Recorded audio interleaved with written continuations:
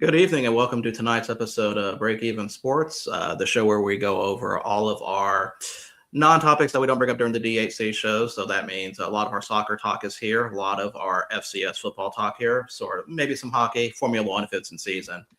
So thank you for joining us. So tonight I am joined by four lovely people. I've got Patrick, Ed, and Don. Oh, wait a minute, that's not Donnie. Hold on, let me check my notes. Donnie! What, Donnie? That's right. We have Global Voice with us today. What's up? How are you doing? Man, I can't complain. Thanks so much for having me on the show. I know last week your people tried to call my people, but I was flying over the European continent. But we're here today, baby.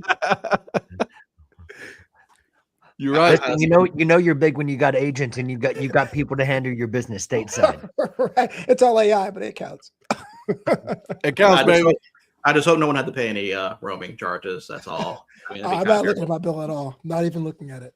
What up, Polly? What's up, Polly? We got a good number of people that show up there on during this week that are fans of during our this show. So you'll enjoy this one, man. It's fun.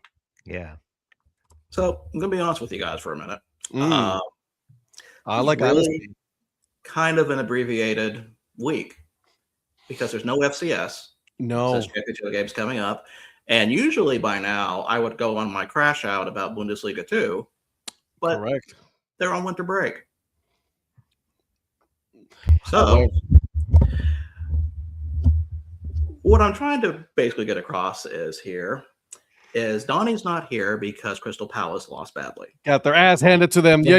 Those Spurs, baby. Wow, Ed. It's like that. Oh yeah, dude. You know how long I've been waiting to say that because listen, I'm a Spurs, fan. Someone's got to be, yeah. Somebody's got to be. I took that mantle on that one, so it's okay. I'll do it. Yeah. And then, of course, Donnie goes and becomes a Crystal Palace fan, and he's like, "Well, they're all of a sudden they're doing so good." And I'm like, "We needed to bring him down a couple of notches." And I'm glad that it was my Spurs who are in 11th place on the table. So there you go. I feel good about that. Let's say we will dig in a little bit further in those games for a minute. But first, let's start off with our Premier League talk as I go over the match day setting. So first, we have to start with Friday with Manchester United beating Newcastle 1-0. Really, with this game, Manchester kind of had it pretty much set to begin with because Newcastle on the road is always a mixed bag. They're one of the worst away teams. I don't know if they are the worst, but they're definitely one of the worst. So, Patrick, I apologize for Man U winning as usual. The usual. Yeah, but I can't say anything. It was actually a decent performance from them, and Ruben Amorim is finally starting to get a little bit of a run out of this side. So, I mean, he's needed time to kind of put his imprint on the side, and he's started to do it. You're starting to see a little bit of what he wants to do. So they were worth their 3 points. Phil, there was a show this morning. Yes, you should have heard us because we were talking. Our deranged friend who believes in Clemson no matter what was talking Clemson football. But you know how this goes, man. A lot of swearing in that one. That had the explicit rating. It really did. And it wasn't mostly from me. It was actually, for the first time, it was actually from Donnie, which was very surprising. My virgin ears here. I was like, oh, so much swearing. Yeah. I can't take this. Yeah, yours was more, I apologize for my language, and then you continued with your rant. Correct. His is just straight up, like, I'm just going to say it. Mm-hmm. Which, I mean, I get it. I understand it. He was very upset about, his Clemson football playing an absolute dog shit of a game at his favorite baseball team stadium, which was, it's a double whammy for Donnie. Double whammy for Donnie, but honestly, it was pretty good to watch for me. And I picked Clemson, so I mean, why was it good for you, my friend? Why? Mm-hmm. Well, sometimes you have to knock him down a few pegs because he's bragging a lot on the bowl picks that we did for Eric's team or for Zach's team. And I don't think he realizes I'm catching up right behind him. True story. Wait, is there a prize or something? I don't know. Wait, There is a money prize involved, yes. Oh, in that case. So How much is it? I don't know. I Profits got that answer. So Gotcha. Yeah, I'll tell you who's not catching up. This guy. What up, Samoan? What man? What up? What up? Yeah, what's up, Boops? Watchman, what's up? What up, Big? Oh, look at this. Happy tonight. Look at Donnie man. commenting. He can't join us tonight, but at least he's saying happy tonight. Look at him. And hey Mike, how that Steeler game feels to you, buddy? We'll talk about it tomorrow, Mike. Don't worry. I'm expecting Mike, I'm going to go with being a Chelsea supporter for, after that Villa game. Whew. Game of two halves. today. So 1970. Yeah, Woody Hayes punches a Clemson player in the Gator Bowl. I did see that the two of you were talking about that on social media. But Woody Hayes throwing a punch, that's just, can't you have more than one like this day with Woody Hayes? I was just gonna say that's a Woody Hayes thing right there, baby.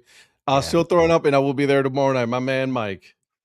I'd rather be a Tottenham fan than a Steelers fan. There you go, Big. Dang. I don't know, man. That's Sophie's choice.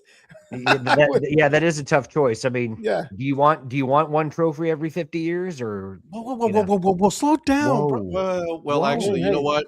You're right though, because the Steelers fan is the same thing though. Like you're only going to get a championship about how many years now? Well, it's about the same. They're kind of comparable. If you think about it, they will always have a winning season, but then nothing to show for it. Correct. They do have a lot of winning seasons. Well, that they do. We're not going to count. Can you count finishing in 17th? I mean, I was about to say I was going to let that one. Yeah. I was going to say, I know they won Europa League, but can you really call finishing 17th in the table a winning season? You didn't get relegated, so you won that. Is that really a They do benchmark? That is not a distinction win, of having like the least amount of points in the league history without getting relegated. So Is that more of a survival thing? Is that what we're saying? Is that more of a survival than Big winning? Six, right? I thought it's supposed to be like understood that you're going to be in the mix. Mhm. Yeah, I don't know. DK needs to be unsuspended. It's not his fault. Oh, you know what, Polly? That's a loaded comment. Yes, but Mhm. he's right. Can I say something about that real quick? So I didn't really get a chance to talk about that on Tuesday. Yeah. After watching that little press conference that guy did, he 100% said whatever he said he didn't say. 100% said it. And then on top of that, did you see what the thing I put about Jay Glazer? Yeah. Yeah. The security footage between between the Seahawks security And the Lions. and the Lions security. Yeah. Yeah, so Well- they knew about the same guy. Well, this guy is at the very least, this guy is attention grabbing. I mean, like if he really didn't want that to go to where it was, he's not going to have a whole press conference trying to deny the whole thing. That just tells me that there's something there, and he's trying to.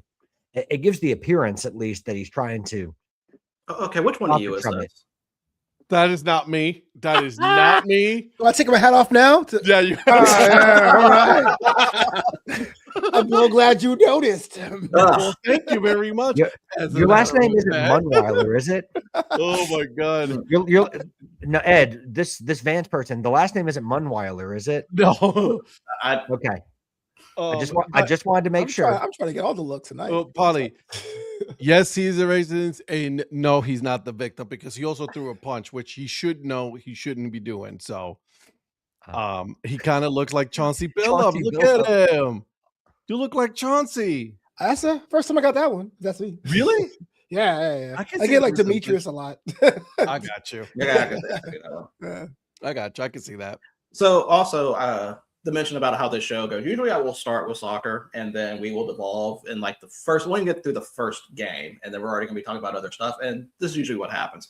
Last time we were on movies because we looked up Patrick dropped a movie about GOAT, and then that devolves into 30 minutes about movies. So we're basically on track of what the show is usually like. Yeah. And this is not my show. Those two guys up there. Yeah. You know. This guy's like, I'm in the podcast boundary. It wasn't my fault. I'm just here. Basically, see, he has like, it in his pyramid scheme. There he He goes. has There the goes Alex. DHC brand, and then he. We're about to go down that rabbit hole again. I've been watching The Sopranos. I'm like, and there it goes. We're about to go down that rabbit hole of shows that we've been I'm watching. trying hard not to And- right now. I'm trying so hard not to. And Flobo also, like, if there's other sports, like, I don't know, cricket or other things that you want to get into, wrestling. yeah. I mean, that on this show, all that kind of stuff is game. So By the way, you're our, you know what? you're our guest. So if there's anything you want to bring up too, feel free. I got something to say about that. Just About so what? you guys know About about what? cricket. Because Okay. last night I'm watching TV, right? So I'm trying to look for something to watch. I'm like, it's like almost 11 o'clock at night. And I'm like, I want, if there are any sports going on, I find cricket, okay, from New Zealand, okay, New Zealand cricket. Mhm. And I'm very I would like to give myself a little pat on the back. I was like, you know what? I think this is the T20 version, Mhm. which ended up being. The problem with this is that the name of the league is hilarious. And I said to this person, yeah, is the Super Smash League in New Zealand. And this person goes, that sounds kind of made up, not gonna lie. And I go, LOL, it does. Then I go in a rabbit hole and I find out that it is the actual name of the league. It is called the Super Smash League, presented by KFC.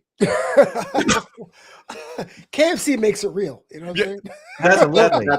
Yeah. It's a tether, right? It's on Absolutely. ESPN, so anybody can watch it, by the way. It is there. It was true. And, this person goes, he was like, well, I'll be.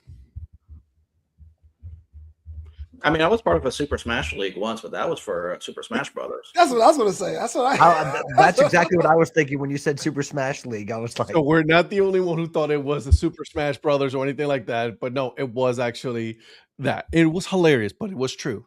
Flobo, yes, we will be talking some wrestling because we got the man himself, Flobo. He was gonna. Yeah. I told him that. I got told him the- there's we two got things the I wanted to expert. talk about. Right. I told him there's two things I wanted to talk about with him. I only wanted to talk about one. These two guys up there want to talk about the other one.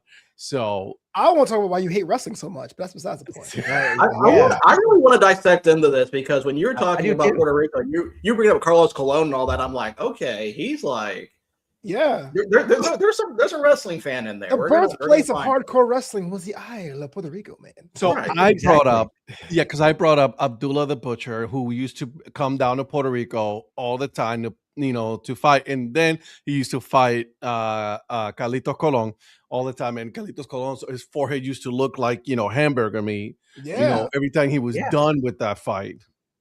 Yeah. And then his two sons, there's Carlito because that's cool. And Primo and Epico. Yep. Primo, yep. And then Carlito and Primo teaming up. So I want to know about this hate for wrestling too. I mean, I don't have a hate for wrestling. Sounds like you have a hate though, because you're like, Wait, these this is guys new. over here are going to talk about this. I'm going to be over here though. Like, I'm just going to be chilling over here. Wow. I mean, dang. I mean, it's only one of the biggest sports. Can I entertainment just go wrestling. just stay like this the whole I time? told you to get a newspaper, Ed. You can. But there was buy no them. newspaper, dude. I look for one. I look for one everywhere. Be serious. They Yeah, don't exist around here. It's a true Dang. story. My dad gets the paper, and it's truly the dude at this newsstand has it underneath like the counter for him only. He's Brother. like, here you go. Mister." I looked everywhere. I was like, there has to be. I even went to Wally World, and there was none there. Mhm. Wow. Like Walmart what, like newspapers? newspapers, yeah. Yeah. Yeah. Yeah. Well, I mean, a lot of the major papers now are. I know in Atlanta, the Atlanta Journal-Constitution is suspending. They're no longer going to be printing as of January 1st. So Yeah. it's going to be digital only. So we have some local papers that are still printing, but I don't know how much longer that's going to keep going on. Ridiculous. Yeah, so everything is going digital. So I really was trying my absolute darnest. I went a couple of around me today, and it just I couldn't find one. I tried. So I figured the next best thing was, Yes, a file folder. a That's file folder. Well, Oh, I can also pull up this one. How's this? How about this? How about this magazine? Hold on. I Can also pull this one. You know what? That tracks for you. Yeah, I see that. Yeah. Yeah. This is from the 70s, brother. This is the Scholastic Book service from from the 70s, the Star Wars when they fully came out. The movie came out. So there's that. I mean, we can talk about Star Wars and wrestling. I mean, I just saw some of the world class championship wrestling old Star Wars matches. I mean, we can talk about that. We can talk about Kerry Von Erich against, Ric Flair. There we go. What? Throwback. Yeah. Woo. You guys have fun with that. I want to be standing right here looking, watching. Oh, okay, but is it okay? Let's talk about this. I know we have so much to talk about, but is it because you felt it was something that was for kids that you outgrew? Is it because that it's fake? Is it because there's no characters to identify with? Like what? Give me some. So you and me, we have had this conversation before. Like we both know. Yes, we have. When you came on my podcast, we did have this discussion. Thank you very much. Right? Listen, I'm not against wrestling. I'm not. You know what? They are an absolute. They're super athletes. These guys are on the best shape of their lives. They do some things that I'm never gonna even come close to doing. I'll give them that. I used to watch it in college, right next to Dragon Ball Z. Okay, I used to watch Dragon Ball. Yeah, what? Say something now. I'm not saying a thing. I just didn't see you. I thought you were the guy making fun of people watching Dragon Ball. No, man, I was in college. I mean, I'm more of a One Piece fan, but sure, yeah. Oh, no, 35,000 episodes. Here we go. See, this is what I'm saying, right? And so I used to watch it. I don't know. I just lost interest, to be honest with you, because once I was out of college, I stopped watching it, and I just concentrated on sports, and it just from there it just took off. Nothing against it. You guys, listen. I know Virgil watches it all the time. I know he does. There are days when we're on Tuesdays or Thursdays that we're watching he's watching TV because all you see is this the whole time. And not on Tuesdays and Thursdays. That's usually because Oklahoma State or Doug Gottlieb is playing. Oh, okay, but see, so he's watching it. It's okay. Listen, I don't hate on anybody watching it because we follow each other on TikTok, and I always listen to your takes when you're on, when you put your shows on there.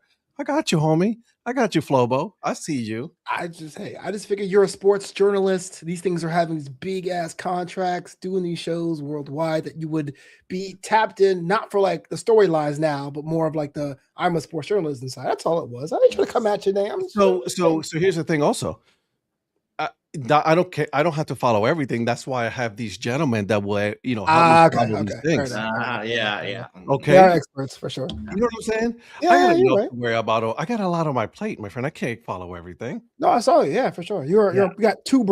At least two, maybe more brands.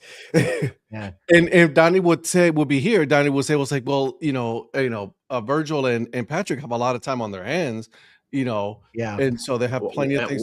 And why is that we would have too much time on our hands? I don't know. I couldn't say anything about that. He's the one that would say it, not me. I would never say such a thing.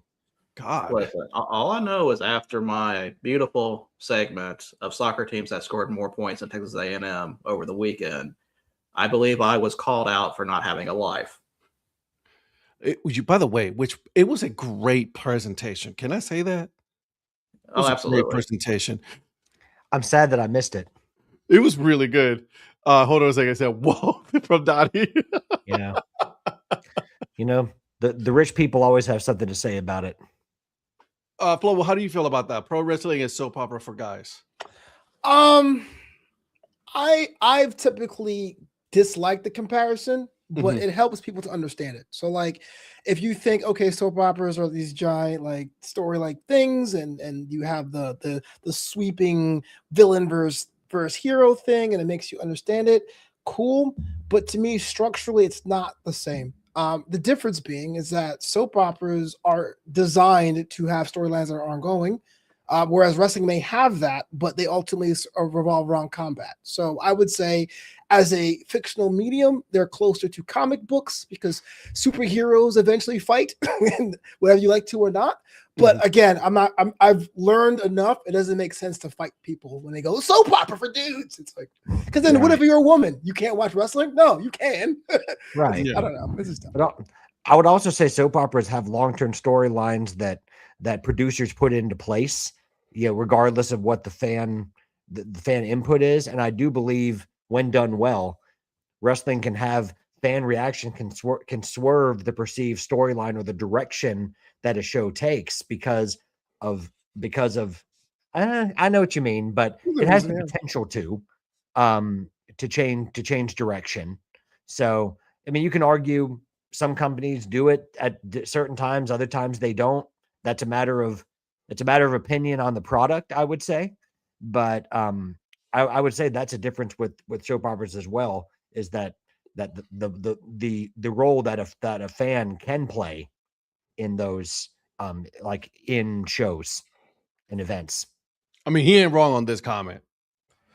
Telenovelas have more slapping than wrestling. That's just a fact. Okay. You know, when I was a kid, we had to watch telenovelas for class and come to class and describe what we saw, like a Spanish rich. And there was one classic one now, but at the time it was new. It was called Maria del Barrio. And a lot of screaming, a lot of stabbing, a lot of slapping. And imagine going to class the next day and be like, well, see what happened was.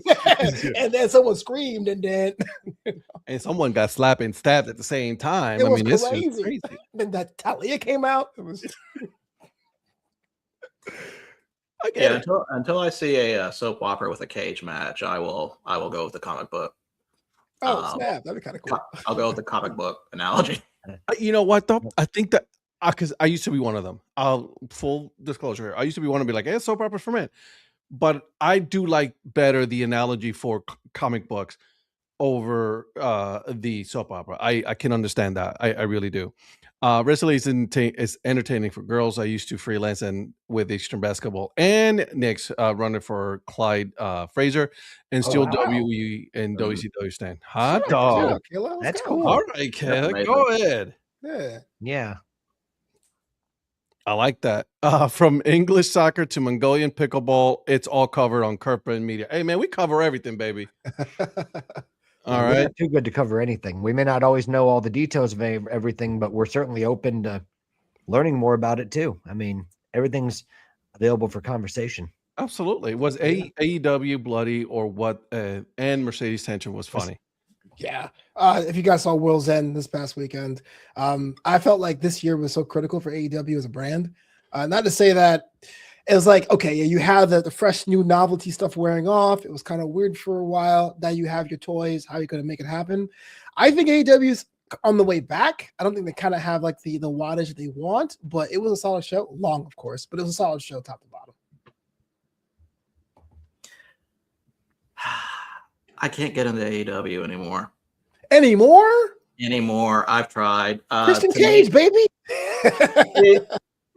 I liked Christian Cage, but to me, when Hangman won the title again, I was like, it did nothing for me. Fair. I don't know if it was just because I'm not buying the characters anymore. Like, I feel like they haven't made anybody new. You know, the problem is, and this is my warm take. I was going to say it's a hot take, but it's not a hot take anymore. It's their presentation. Excalibur is in over his head. Week in and week out. He cannot build characters. You could just tell me what the move was called in Japan, and that was cool 5 years ago, but now you need someone to help build stuff. And why did anyone allow Don Callis to talk every single week? Fix that, and then half your problems will be gone. Yeah, that should not be. Like, that family's way too big. Yeah. Yo, Ed, your family's way too big. I was like, whoa. And Don Callis is the same character that he was 20 years ago. Oh, I was kidding, Ed. Dang. No, he'll be back. He'll be back. Yeah, but for me, Don Callis is the same character he was 20 plus years ago. I mean, he hasn't really changed. And I don't mean that he's not good on the mic when he has it, but he says too much of the same stuff all the time. And the Don Callis family's been stale for, months at least. No, agreed. I mean, almost years, but and I'm not convinced by some of the people there. And I agree with Virgil. It's just too big. It's just gotten it. I mean, I hate to even compare it to like NWO, but there was a time when NWO got too big. I mean, it's just, hey, for life. But but there was a time when it got too big, and you're like, you started to understand. It was hard to understand the significance of why did someone join the faction. There needs to be a reason for why someone joins a faction, and sometimes it's just because they don't know what else to do with them. And it's like, oh, we'll just throw them in a group and see what happens and hope we Yeah. catch lightning in a bottle. Right. I think wrestling in general is suffering from too many factions and too many Yeah, groups yeah. with a reduction. But the Don Callis family specifically, I can't imagine in universe, if wrestling were real, why would Tony Khan allow a manager to get mic time every week? Is it like a financial thing? Does he owe him something? And that's never addressed. So he comes out, and then you have Excalibur, who still wants to be the smartest guy in the room, telling me what a top rope superseda is for that was once used when Antonio Inoki had black hair instead of gray. And you're like, dude, what are we doing? Are you trying to impress yourself? Or are you going to understand that your job is to build these stars? And that is going to be a critical problem. And then when he's not there, Excalibur, when he's not there, and it's Riccoboni there or Nigel McGuinness, it is a different show altogether. Collision is actually a better show if you can catch it. It's a moving target. You know what I mean? It's a better show. Yeah, it changes every week, man. Yeah. Yeah. So. No, and also about Callis always being on the mic. That doesn't allow your characters to build. There's only so much that you can build up characters unless they get mic time. I mean, like if for them to build characters, they need to be on the mic. It doesn't need to be only Don Callis. Usually all that means is that the other people can't hold their own on the mic. So you have to throw Don Callis on it. That is my biggest problem right now with Callis family. There are talkers in that group that do not need a manager. True. Fletcher does not need a manager. In my opinion, I think he's probably one of the biggest gripes I had is I feel like they were not building stars at the time. Because I felt like you go 5 years ago, who was at the top, you go now, it's kind of the same people. Mm-hmm. You have your occasional MJF run, you have UF Page, Omega, of course, if he's going to be, I don't know if he's being held by duct tape anymore, what's going on, but I mean, I feel like he's got to be winding down soon.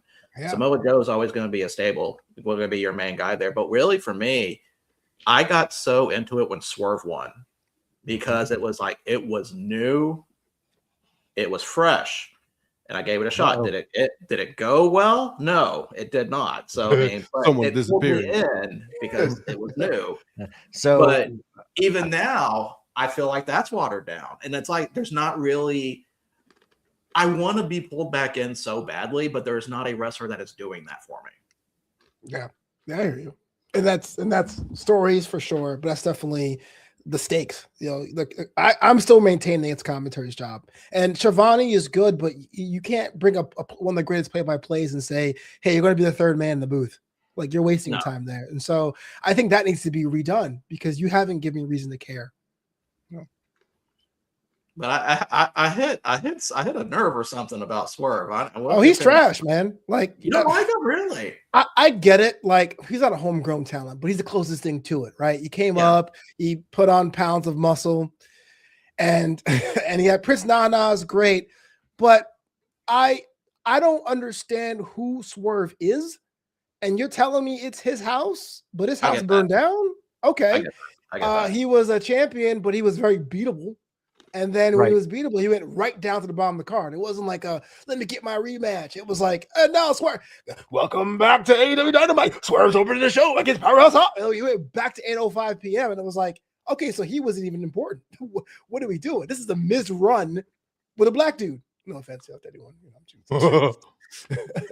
Listen, but that's an apt comparison, though. I can see exactly what you're talking about with that. Mm-hmm. Just put the title on Joe. They should have.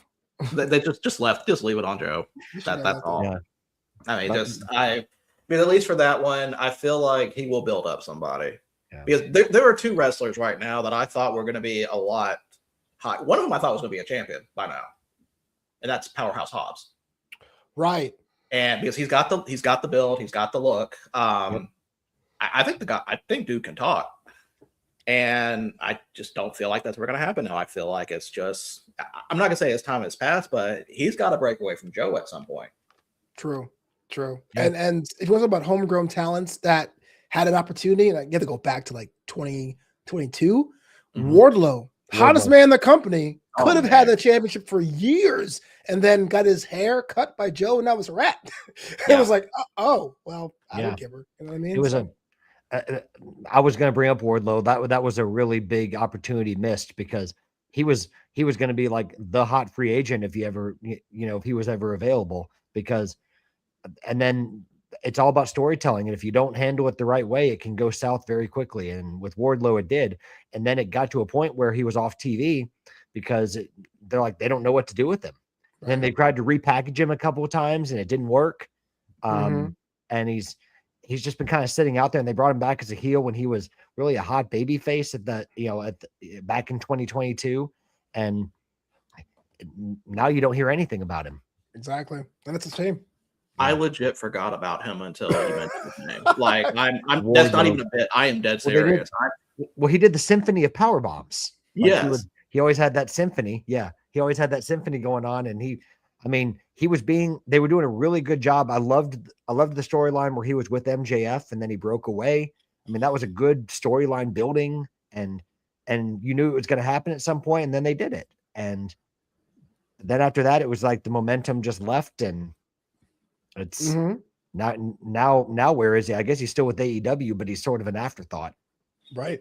And see, I remember that because when I was AEW came to Huntsville when Cody was still there, and they had the MJF Cody, the 10 straps, and Wardlow was being there. You could already sense the tension between the two at that point, Wardlow and MJF. It's like, that's going to be huge when that happens. And it did happen. And then they didn't capitalize on it. I don't know if how much of that was probably him from, I forgot if he got injured or not, possibly could be the reason why. Because injuries are also a part of it for some people. Yeah. I mean, yeah, but the fact that no one was saying, hey, where's Wardlow is another issue altogether. But I think it's a small upturn. I mean, AEW has still have a lot way to go. I think they need to get themselves in more unique venues because, like, of course, the smaller venues are kind of working for them, but TNA is kind of making them look kind of weird right now. But for what it's worth, I think 25 was a year upward as opposed to last year or the year before, where it was like, man, what happened? Right. I completely agree. Yeah. What do you think of what they've done with Ricochet? Ricochet is somebody that I thought WWE did a good job of taking blood from a stone. I will be fine. That was his career. The one and only. Superheroes are real. Vince loves his superheroes, I guess, Nikki ASH and all that. But as an individual performer, I think AEW was what he needed. And this is like the age-old analogy. Would you rather be a bench player on a world championship squad or be the face of a team in the mid-market? And I think AEW, not to say it is mid-market, but I think Ricochet had a chance to really do stuff. I don't like him in a group now. I think he should have still been solo. But I think when he was the whole stealing jackets and doing the that stuff was gold for him. Well, I think he's done a lot better character work in AEW than what he ever did in WWE. And there's that could be because in WWE he wasn't allowed to portray those types of directions with his character work. But I do like seeing more of that side of him because what he can do in the ring is undeniable. I mean, he's a talented worker and he's a high flyer. I mean, he's got a body of work that'll back that up. But it's good to see a little bit of the character side of things too, and see him get to show some of what he can do on the mic as well. And smart too. I mean, he's age 38 now, and so he's definitely slowing down. But he's found a way to adapt his moveset that doesn't look like they touch a step back, which is good for you. You know what I mean? Exactly. What is his ceiling at AEW? Do you see him as a possible champion, or where do you see him at? It's hard to say because there's so many championships. Like not to be funny, but it's like, oh well, the Continental Classic is back. I thought it was unified. Then you had the international title that was unified, the unified title. Then you have the TNT.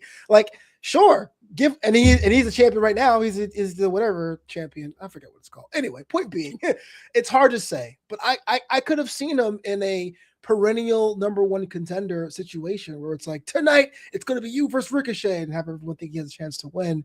But AEW needs to get that cleared out too because there's so many ways to hold gold in that company. Yeah. But don't worry, the show will not end until we have a resolution to this match. Oh, I hate that. Don't tell me about the overrun. This isn't 98 anymore. I'm with you. Like it feels forced. Yeah. We're going to go to the lens. That's over. It's almost like trying to take a pot shot, but you're just making yourself look bad. Because they were the only ones that did that. Like in the last 5 years, it was like, we're out of time. So, like, so dumb. I mean, I kind of liked it because it did kind of for me. I had like a sense of realism that the match went over because these two guys hate each other. They would keep on beating each other up, so we end up losing time. We end up going over time. Right. So Yeah. I mean, it worked in the 90s. I thought like it worked in the 90s. Yeah. Yeah. Well, I don't have a problem with them going over. I mean, I don't. That's not the point. I think just trying to like make such a big point of it every single week because like it felt like there was no novelty on it anymore. It felt like it was the main event every single week, and then they were doing it. And it's like, okay, it was cool the first time. Yeah. But hearing it every week, it felt forced to me. Yeah, we're gonna keep going till it's over. So, who do you guys think is going to be the next breakout star for AEW? AEW. I think we'll switch over to the Fed soon, but I'm kind of curious about this because I'm struggling with names. Am I allowed to say Kyle Fletcher? Yeah, he's the even money bet. He's the even money Vegas bet. Like I know they already have put a title on him and let him. He's one of the few out of the Callis family where I felt like they let him show off his mic work, and he's been pretty good with it overall. But he's very good in the ring, and I just think that if they showcase him the right way, he could be. He's probably the one that I would say is probably going to break out next. Unfortunately, yes, I agree. If AEW was my promotion, and I had the book, I would probably put the Rocket underneath Bandito, just because it seems to be like a war of the luchas right now to see who's going to be the next big North American luchador star post Mysterio. That'd be the chips I would put onto. But Kyle Fletcher, whether you like it or not, is being positioned to be that guy, especially with Ospreay on the shelf. Yeah. I'm gonna throw out a name that I'm he's kind of done more in Japan already. That's Konosuke Takeshita. Okay. I don't think they would ever put top belt on him. Takeshita is the fetch of AEW. Stop trying to make him happen. Stop. I mean, but see, like there's such a fascination. Screw it, I'll say it. There's such a hard on with AEW about New Japan wrestlers. Like, he said that. Yeah, he did. It's a family show. Yeah. It's a Monday show. It's okay. You're okay. I mean, they have Okada, they have Ishii, and it's like both of those. Like Okada's just there to collect a paycheck, retiring at that point. His styles, is completely different. I have no problem with that, but it's like, what's their purpose? I feel like it's just for fan service at that point. And this is somebody who is a massive New Japan fan. Yeah. And I just like, to me, it's like them being states doesn't do anything for me anymore. Yeah, exactly what happened. Yeah, I don't like the way Okada's been showcased. I mean, I'm not familiar with Takeshita's work prior to coming to AEW. I'll be the first to admit that. I'm sure to get him over there, I'm sure it had to be somewhat impressive. I mean, to get him there, but I don't like the way Takeshita has been used. I don't like the way Okada's been used. I just don't think there's been a whole lot that's impressed me about the characters they've portrayed, or maybe a few moves here and there, but even the in-ring work has been for me. Maybe I just don't know enough about their styles to appreciate it. I mean, I would be the first to admit. I mean, I've seen Okada's work, but I've not seen Takeshita's work other than what I've seen in AEW. So I only have that sample to work from. But there's just nothing that's wowed me about either of their AEW runs. Yeah, I think that's fair. I think they are two different problems on the same coin for AEW. Traditionally, it's been the Japanese recognition to get fan serve, instant credibility, right? You start a new sports team in a league, you want people to come out to games, you hire Snoop Dogg to show up to your game. That's how, they did it for Netflix, right? I get that. And that's really what Okada was. They bought high on them, much like how Nakamura was bought high from the E, because you look at Nakamura's work in Japan, it's way different than his E stuff. But then you make him a comedy act, which I think is pretty funny, but that's hard for a lot of wrestling fans because for decades, he was a guy that you couldn't see. You had to be up at 3:00 in the morning to see Okada. He's here. You shut him on. So sorry. And you're like, what?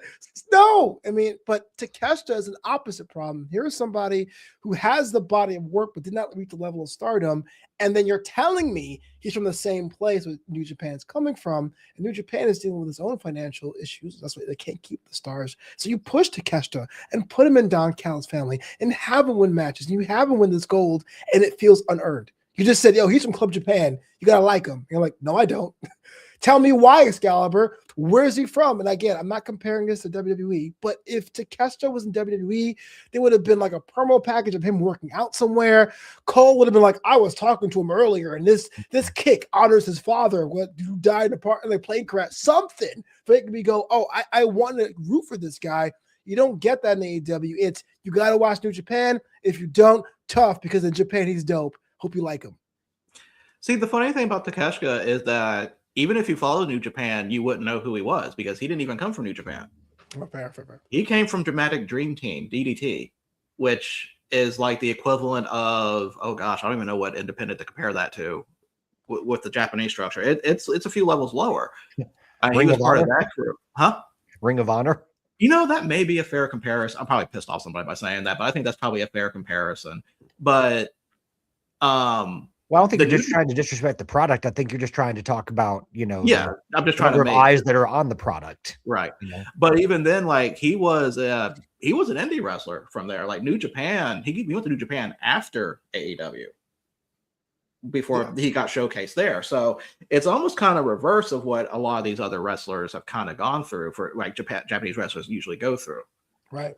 So, but it's a weird thing, man. Yeah, Flobo, what you said about what you said about Nakamura coming over, I couldn't help but think about Kenta coming to WWE. Oh yeah, well. He was like the first Triple H signing. Yeah, no, or the second. Yeah, or Sin Cara. Yeah, he was the first Triple H signing. Yeah. So when I thought about Kenta and Sin Cara and some of these other guys, huge, they bought high, they were huge stars where they came from, and sometimes it's just a matter of it doesn't translate over to the North American product sometimes. It doesn't mean that they're not talented wrestlers. It doesn't mean that that they aren't that they aren't talented and can't come over to fanfare, but sometimes it just, for whatever reason, it doesn't work out. I mean, it's no different like from when someone goes to a team and sometimes the team isn't a fit for like what the player can bring.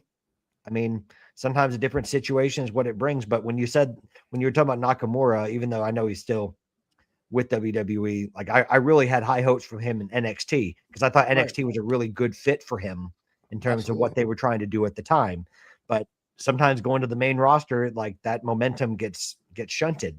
And there's so many examples that I'm sure any of us could bring up for how that's worked out or not worked out. But yeah, I know I went random. Yes, exactly.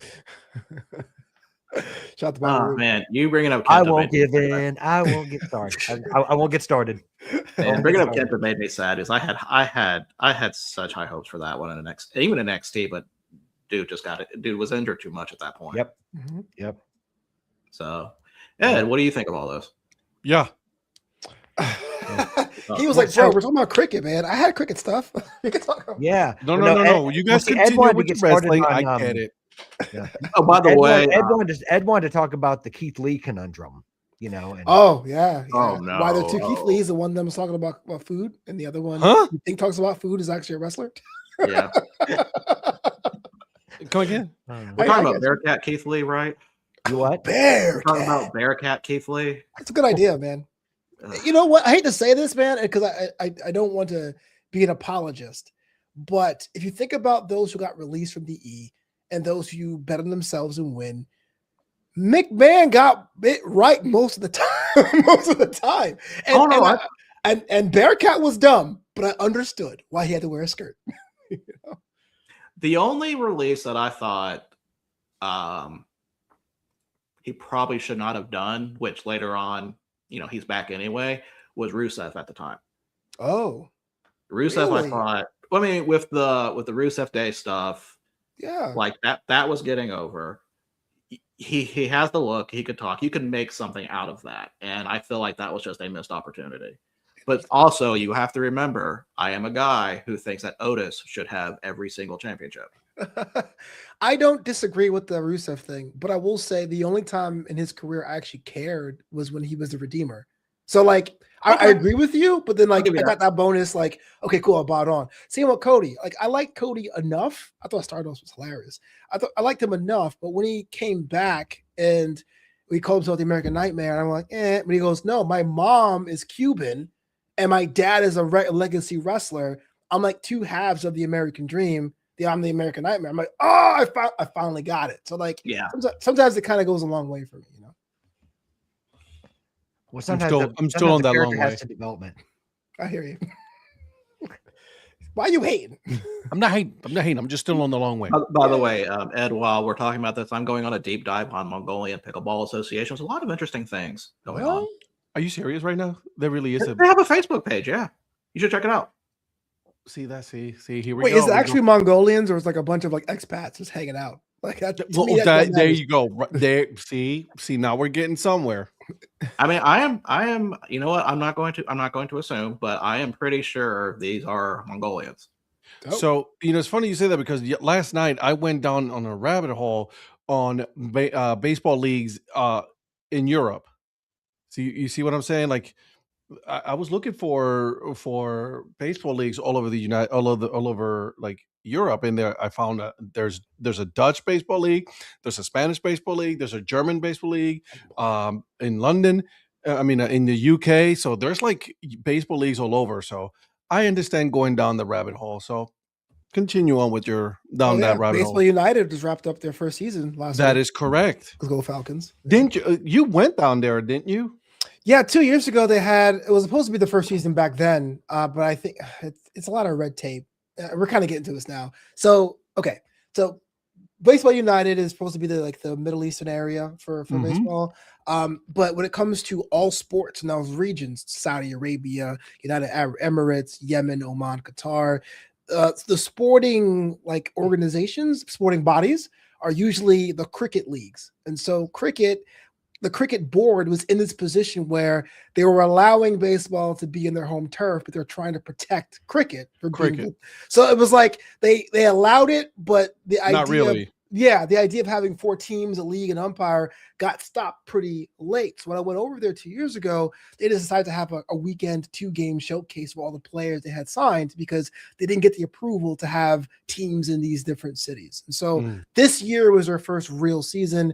It was super truncated. It was like over 3 weeks in playoffs, which it's cool they got it done, but you can tell the fan support was like burnt out towards the end. But props for them. I mean, to start a whole new league in the middle of nowhere. No, not the middle of nowhere, but like relatively speaking, the cultural center of baseball is in Japan, United States, and you're in the other side of the world doing this.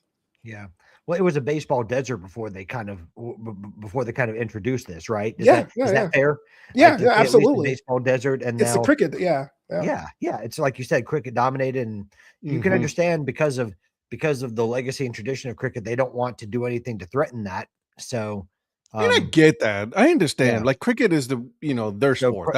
They want to maintain that. However, Flobo, honest question. So is there like a cricket club that you support, or is it just more the sport itself, or? So it's a little bit different because there's like different kinds of cricket. Right. This is kind of T20 one day. Right. So in the days of your test cricket, it's like the classic cricket. That's the one where you play like a week and you're like, we're still going on? Dang. And that's what I grew up on because my parents are from the West Indies. So that the answer to your question. That was my guess. I just wanted to make sure. Yeah. I mean, because I grew up in the 90s and Brian Lara was like a global superstar at the time. And so it was like, okay, cool. He's one of us. And that's the one I support. I'm still a casual fan when it comes to cricket because I didn't really watch it intently because I was up here in the United States. Sure. One day came a little bit later, and if you can look online for this, but the origins of it was racism. Long story short, cricket was invented by the British. They did very well, but the Indian people and the Pakistani people took it and made it way better at it. They Braziled cricket. And so England was like, oh, bloody hell, mate. And they kind of decided to have this thing called One Day, which is like an 8-hour game, kind of like we're going to focus on that. And that was kind of good for a while. But this T20 thing is like, very much like the Savannah Bananas version of cricket. And so it's kind of controversial because it's so different than what it is. Like it's like the tradition and the regality and going to a game for 4 hours and going home for a nap and coming back and seeing it was part of the experience. And now you're saying, boom, boom, bam, bam, bam, get it in 2.5 hours and get out. So I don't have a team with T20. I think nominally, because my parents are from Barbados, I say the Barbados Royals in the Caribbean League. Okay. But Nice. I can't tell you, I'm like watching intently at 3:00 in the morning on ESPN Right. 9. Right. Maybe that was a question out of ignorance. I mean, I actually had been to a one-day cricket test, like a one-day test for cricket. Yeah. I went to a Surrey Brown Caps Oh, one day or because not because of me, but because I knew someone who let me go with them. So yeah. I could appreciate it going, and but I know secretly you're a great bowler, aren't you? Oh, I'm terrible, man. I'll be what's called a slow blower because like I'm a lefty. So typically those guys can just stand and just do one of those. Instead of like the guys in the parking lot going like the Flintstones circle toes. I'll say that. I am very intrigued with cricket. Obviously because I think it's very. I think it's the I origins. like to watch part of it. the origins of baseball comes from the sport of cricket, right? You know, that's to be debated later on. Yeah. But like, I'm very intrigued. Like, you know, the running up to, you know, what wickets, and you know, I want a cricket bat for my collection because I think they're awesome. Mm-hmm. First of all, For your collection. yeah, I'm gonna whoop that buster, start whooping people That's what I around was here. about You know to what I'm say, saying? bro. Listen, Shaun the Dead style. get out of, you know what I'm saying, Sean? Oh, that's a great movie. Yeah, shoot. Good job out of you, brother. Yeah. And so, you know, I'm very intrigued with T20 because I think this is something that we can follow, that we can equate to like our baseball or any other sport here in the US, that we can say, hey, man, we can get this done in 2.5 hours and then let's get in and get out. And I get it. Like, you know, like you're going to have your people that are going to say, it's like, no, we need to test because that's the original, that's the OG and all that. And I get that as well. But I'm kind of interested in T20, to be honest with you. Virgil, is for a man that hates the Savannah Bananas, is he allowed to like T20? We'll check the rule books. Okay. Wait, you hate Savannah Bananas too, or do I? No, I'm fine with Savannah Bananas. Oh, but okay. It's the man in the Goombaroos hat down there. Okay. Your dad has. You know what? I'm starting to come around on the bananas. I gotta explain myself in a second, but you go ahead, Ed. No. Go ahead. I really want to get your take on this. I was so against the Savannah Bananas because, and I tried very hard not to be one of those baseball purists stick in the muds, right? Mm-hmm. There are a bunch of new rules in baseball now. I like not. The only one I don't really care for much for is the Ghost Runner, but thankfully that doesn't exist in playoffs. You know what I mean? Yeah. But the Savannah Bananas are a different entertainment product. Props to them. You know what I mean? It's like they're the rainbow sprinkles of baseball, but it does make my blood boil when someone goes, "Oh man, this is better than baseball." This is like the Harlem Globetrotters. And that's when I throw punch people. Right. I go, no, because the Harlem Globetrotters played an actual game of baseball. This 1 point fans can catch is beyond the pale, and it's kind of weird. Yeah. But I will say this, and I actually wrote about this on my comedy blog, justasandwich.com. Plug. Absolutely. Plug that in, bro. Hey man, justasandwich.com. New content every week. They are bringing back 2 teams, and one of them is the Indianapolis Clowns, which was an old Negro League team, and it really was as a Bananas of its time. Even though they played actual baseball games, they use short people, they've used women in these roles. It was really, really fun. It's obviously not going to be the same thing, but it's a living, breathing museum of what these games were. Because you went to a Clowns game, you got yourself athleticism that the main line didn't. If I can look through it through that lens and say, hey, look, we're going to get a high energy game of baseball or high energy of a baseball adjacent sport, then I'm willing to look past the Savannah Banana-isms and say it's okay. I will just not equate it as baseball personally. All right. That's what I do. I try to say it's not baseball. It's banana ball. I mean, it's its own product, and you're welcome to like it or not. It's just, you know, I'm not a fierce defender of it, and I'm not a fierce critic of it either. I kind of just am, you know, like I went to try it out, and I saw the Savannah Bananas both as a collegiate summer league baseball product, and I saw it. Did I? And I've seen it as a banana ball product, and they're obviously two vastly different experiences, but I just try to take it in I try to consume it for what it is. All right. May I? You may. Okay. So I am not, let me put the dog down. She's been trying to sleep on my lap the whole time. I'm not against banana. I was going to say I was really against them bringing a Negro League Baseball team to Banana Ball. I was the first one to be like, no. Hold on, time out. Wait a second. Don't be doing something stupid, right? But then the president of the Negro League Baseball Museum was like, "Hey, I'm in this. Okay, this is what the clowns are. This is their history and all that. Like you said, Flobo. So I've come around that. I'm not coming around Jesse. I'm not a Jesse fan. Yellow Tux guy.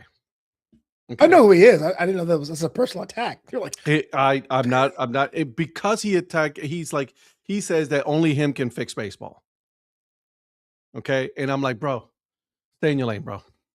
Okay, you got a good product going. Let it be.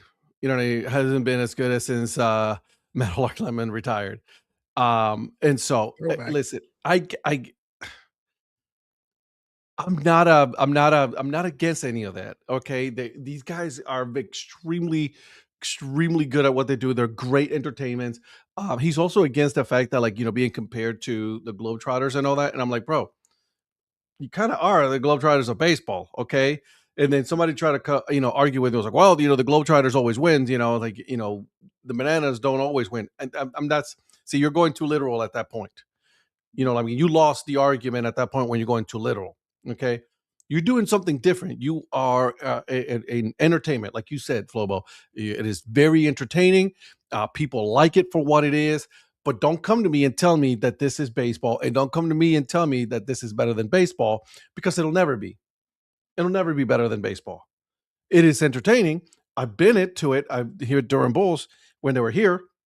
My daughter loved it. It was entertaining. I just, I'm trying to figure out whether or not is when the limit will come where there is going to be a ceiling going to these big stadiums. Like you're selling out now, and congratulations, make that money, son. No one's telling you not to. Okay, make that money. But when there is going to be that point where all right, dude, you've gone to enough big stadiums. Why don't you come back to the minor league stadiums or baseball stadiums like you used to? And then you have it a little bit more personal, because in a $100,000, $75,000, 75,000, seat stadium, how many people are going to be able to see all the way the hell down there? That's my argument. So, okay, I'm with you. I do think there's going to be a cap to it. I think that's why they're preemptively doing the league, right? They're hoping that you'll just say, "Hey, in this sub-sport, I'm a local Cocos fan."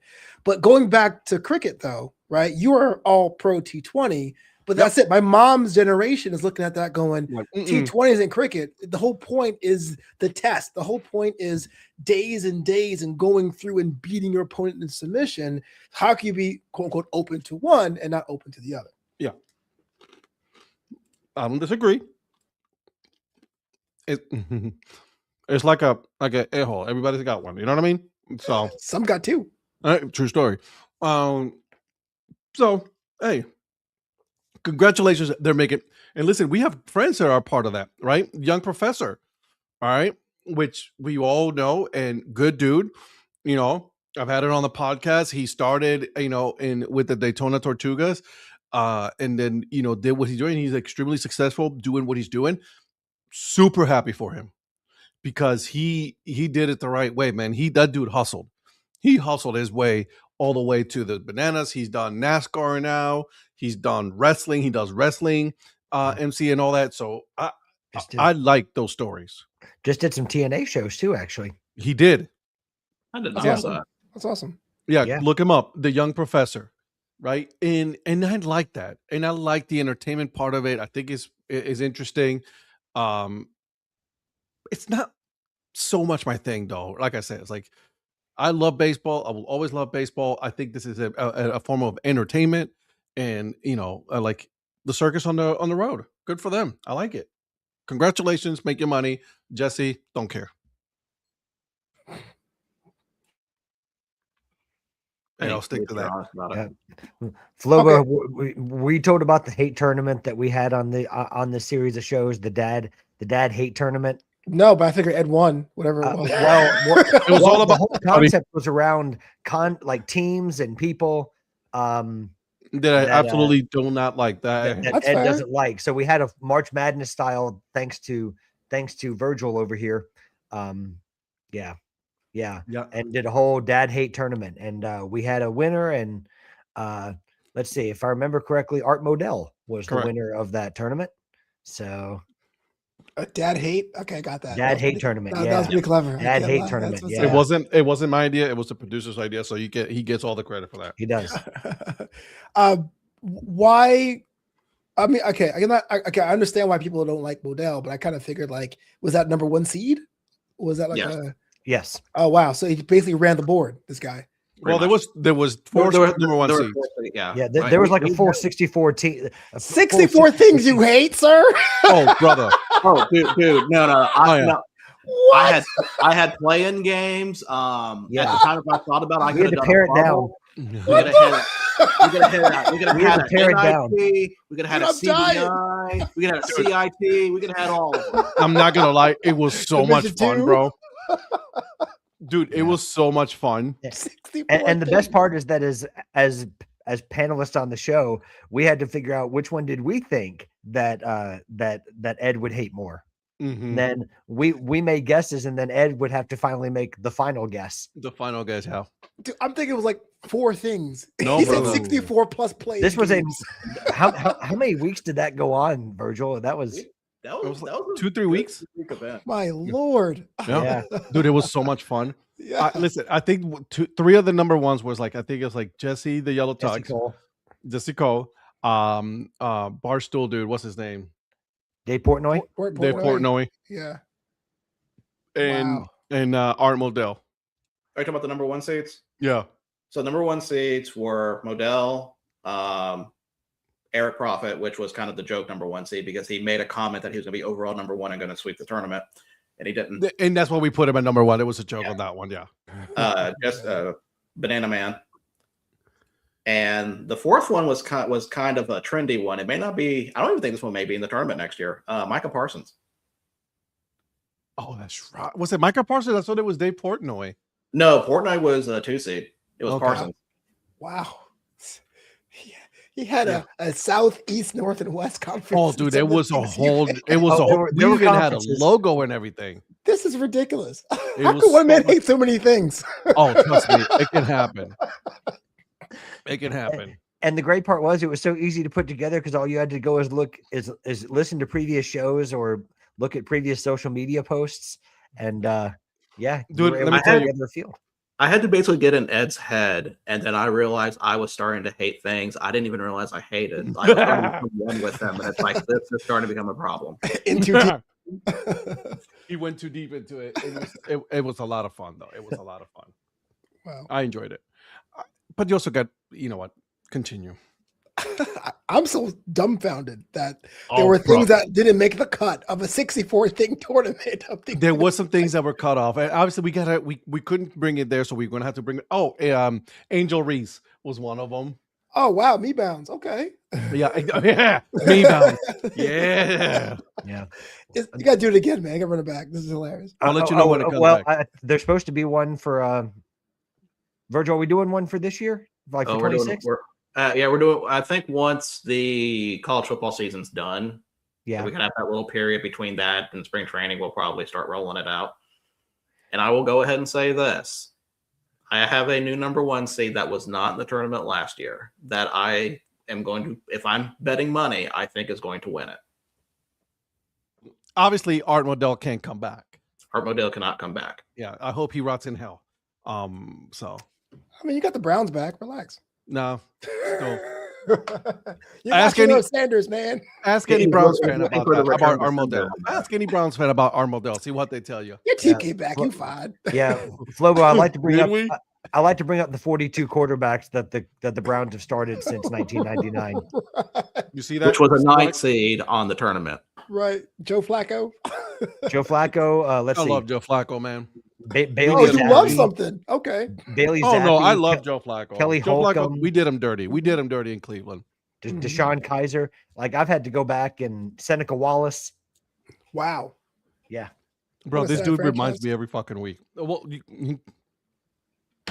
this is the guy who is a fan of a team who's brought out a 44-year-old from the streets to play Facts. quarterback. So Facts. I have him my fantasy on the bench just for fun. Hey, how's it going, Philip? You good?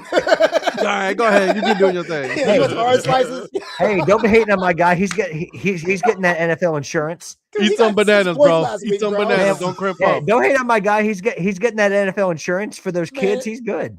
He's good. Listen, Social right. welfare. Hey, he needed to eat some bananas so he doesn't crap up. Like, what's it, Suzuki? He was like, Right. Monkey don't cramp. monkey don't crap. Exactly. To Yeah. this day, that's one of my favorite quotes from this dude. That dude was hilarious. Philip No, Rivers. but let's see. 1999, we started with Tim Couch, and then the rest is history. We did him dirty too. Mhm. Brandon Whedon, go Pokes. No, he can, yeah. Colt McCoy, Yeah. Ken Yeah. Dorsey, Ken Dorsey. We had someone to Dorsey, yeah. So Yeah. we've had our Derek Anderson. God. So this is the part where I usually check out and just let Patrick do his thing. Oh, not fan of NFL? Not talking no. about the Browns quarterbacks. Browns quarterbacks. Okay, gotcha. Yeah. gotcha. Usually I just have to stop after about 5 or 6, Flobo. I just have to. Because we had to Um, be like, all can right, name- okay. I can name quite a few, but I usually try to Brian Hoyer, but I usually just try to limit it to about 5 or 6 a show. Can I say I'm really impressed at how everyone on the show just like to troll each other? That's- Oh, dude, yeah. It's get to you guys mad. Listen, it's Yeah, good. that's- It's good bantering. We need it. Yeah. We need this. Yeah, You know what we I mean? love we love the banter. Oh yeah. Because we all got something that we can make fun of each other. Mhm. You know what I mean? I see that. So, yeah. So, Yeah. it's okay. We're good with that. I'm okay with that. Is this the SEC? The SEC? Is it the SEC? Well, the SEC will probably make the dad hate tournament. I would imagine. So last year it was SEC fans that made the tournament. Mm. So this year, I might put the whole conference in there. But see, the problem if I put the whole conference in, there's always going to be subsets like with different things. So, like, hold on, Ed, do you hate the Security Exchange Commission? No. Okay, we're so good. see, I have to make sure to specify which one it is. Mm-hmm. Oh yeah. Yeah. So you got to make sure. You might have to put a certain, old head coach who's just talking out of his ass. Now that he's on a show now, every Saturday. Nick Are you Saban. talking about failed NFL coach Nick Saban? That same guy. Okay. Yeah. Well, I'm wondering if he's going to put the coach that made the big heel turn, like he was at Mr. Lane Kiffin. Mm-mm. If he'll make the I tournament. don't hate Lane Kiffin. Super kick. No, I don't hate him. I Boom. think he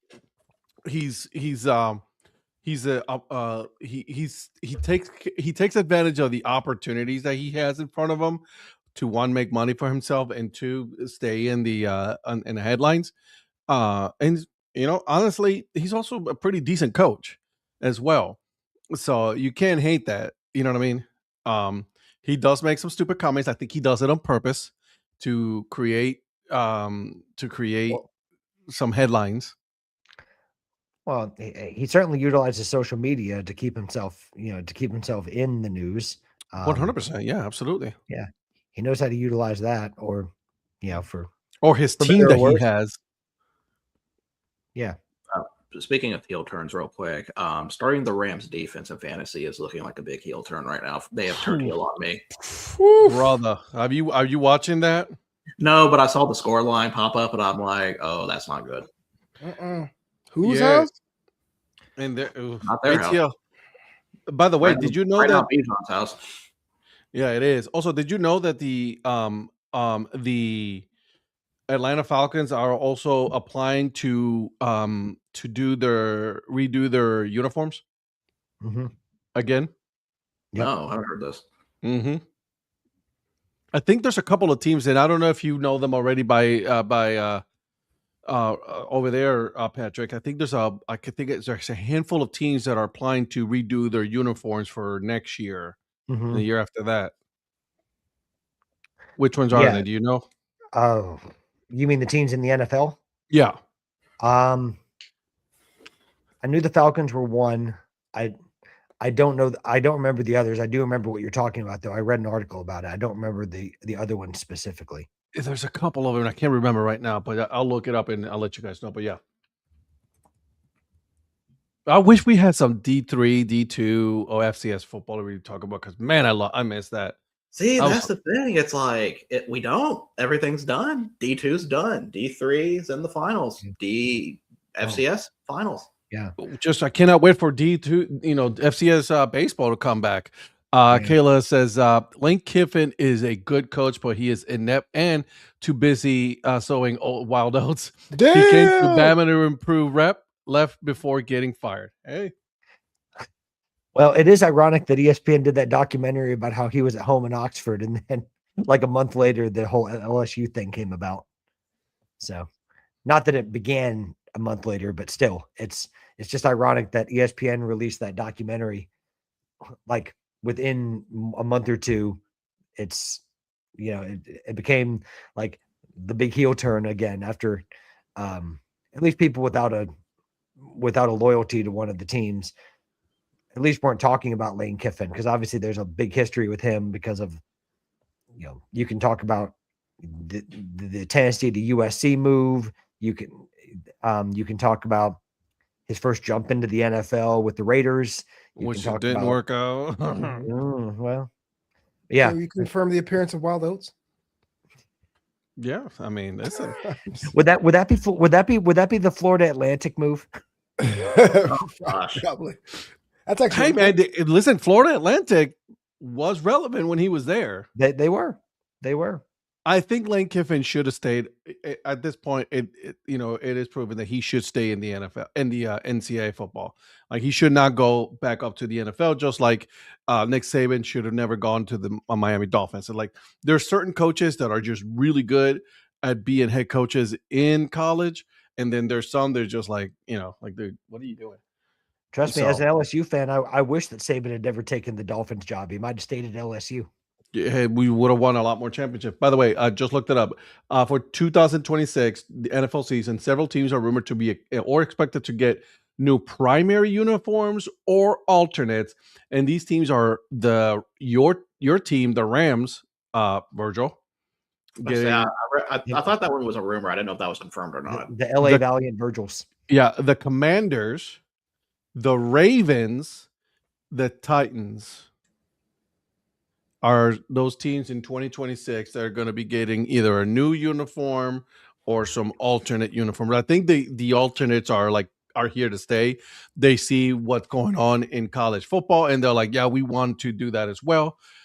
So they're going to have alternate helmets, alternate everything. So Titans need to burn the Oilers uniforms because one, it's not them, and two, they're always losing them. So yeah, they should give back to the Texans so the Texans can wear them. Absolutely. Even though they don't need it now because he smacked him around with them. But yes. Also, I have no respect for the Titans when they did a cease and desist letter to Houston Cougars when they came out with their very homage to the Houston Oilers, and the Houston Cougars were like, "Let's wear them." So yeah, that was a Butch League move by them. It was. It really kind of fits the organization currently. Yeah, it fits the owner. Yeah, you mean the Titans saying the cease and desist letter? Yeah, they sent the cease and desist letter to the Cougars. Yeah. Well, that's I mean, that's rich when they're trying to embrace that side of things when there was that controversial move from Houston to Nashville in the first place, right? I mean, it's but that's that's the Adams family, right? Pun intended. The Adams family. Exactly. So, but yeah, those are the teams, guys. Those are the teams that are going to be getting new uniforms or alternate uniforms. The Ravens should just burn all of their whole team and just never exist again. Wow. That's just me. Yeah, I I said mean, How do that. you really feel? Hey, you got all the Browns records. I mean, that's like history, dude. You can't burn them down. They can. We kept everything. We kept the uniforms. We kept our history. We kept everything. But they still, if you don't know, Saban is that man. But you can't teach thirsty kids trying to make the NFL versus millionaires who are there and don't like being talked to in certain ways. Saban doesn't fit that mold anymore of the new coaches in NCAA. He doesn't, because he was Well, that's used to why getting one way, and he's no longer, that person. I mean, that's why he left. Yeah. He knew it.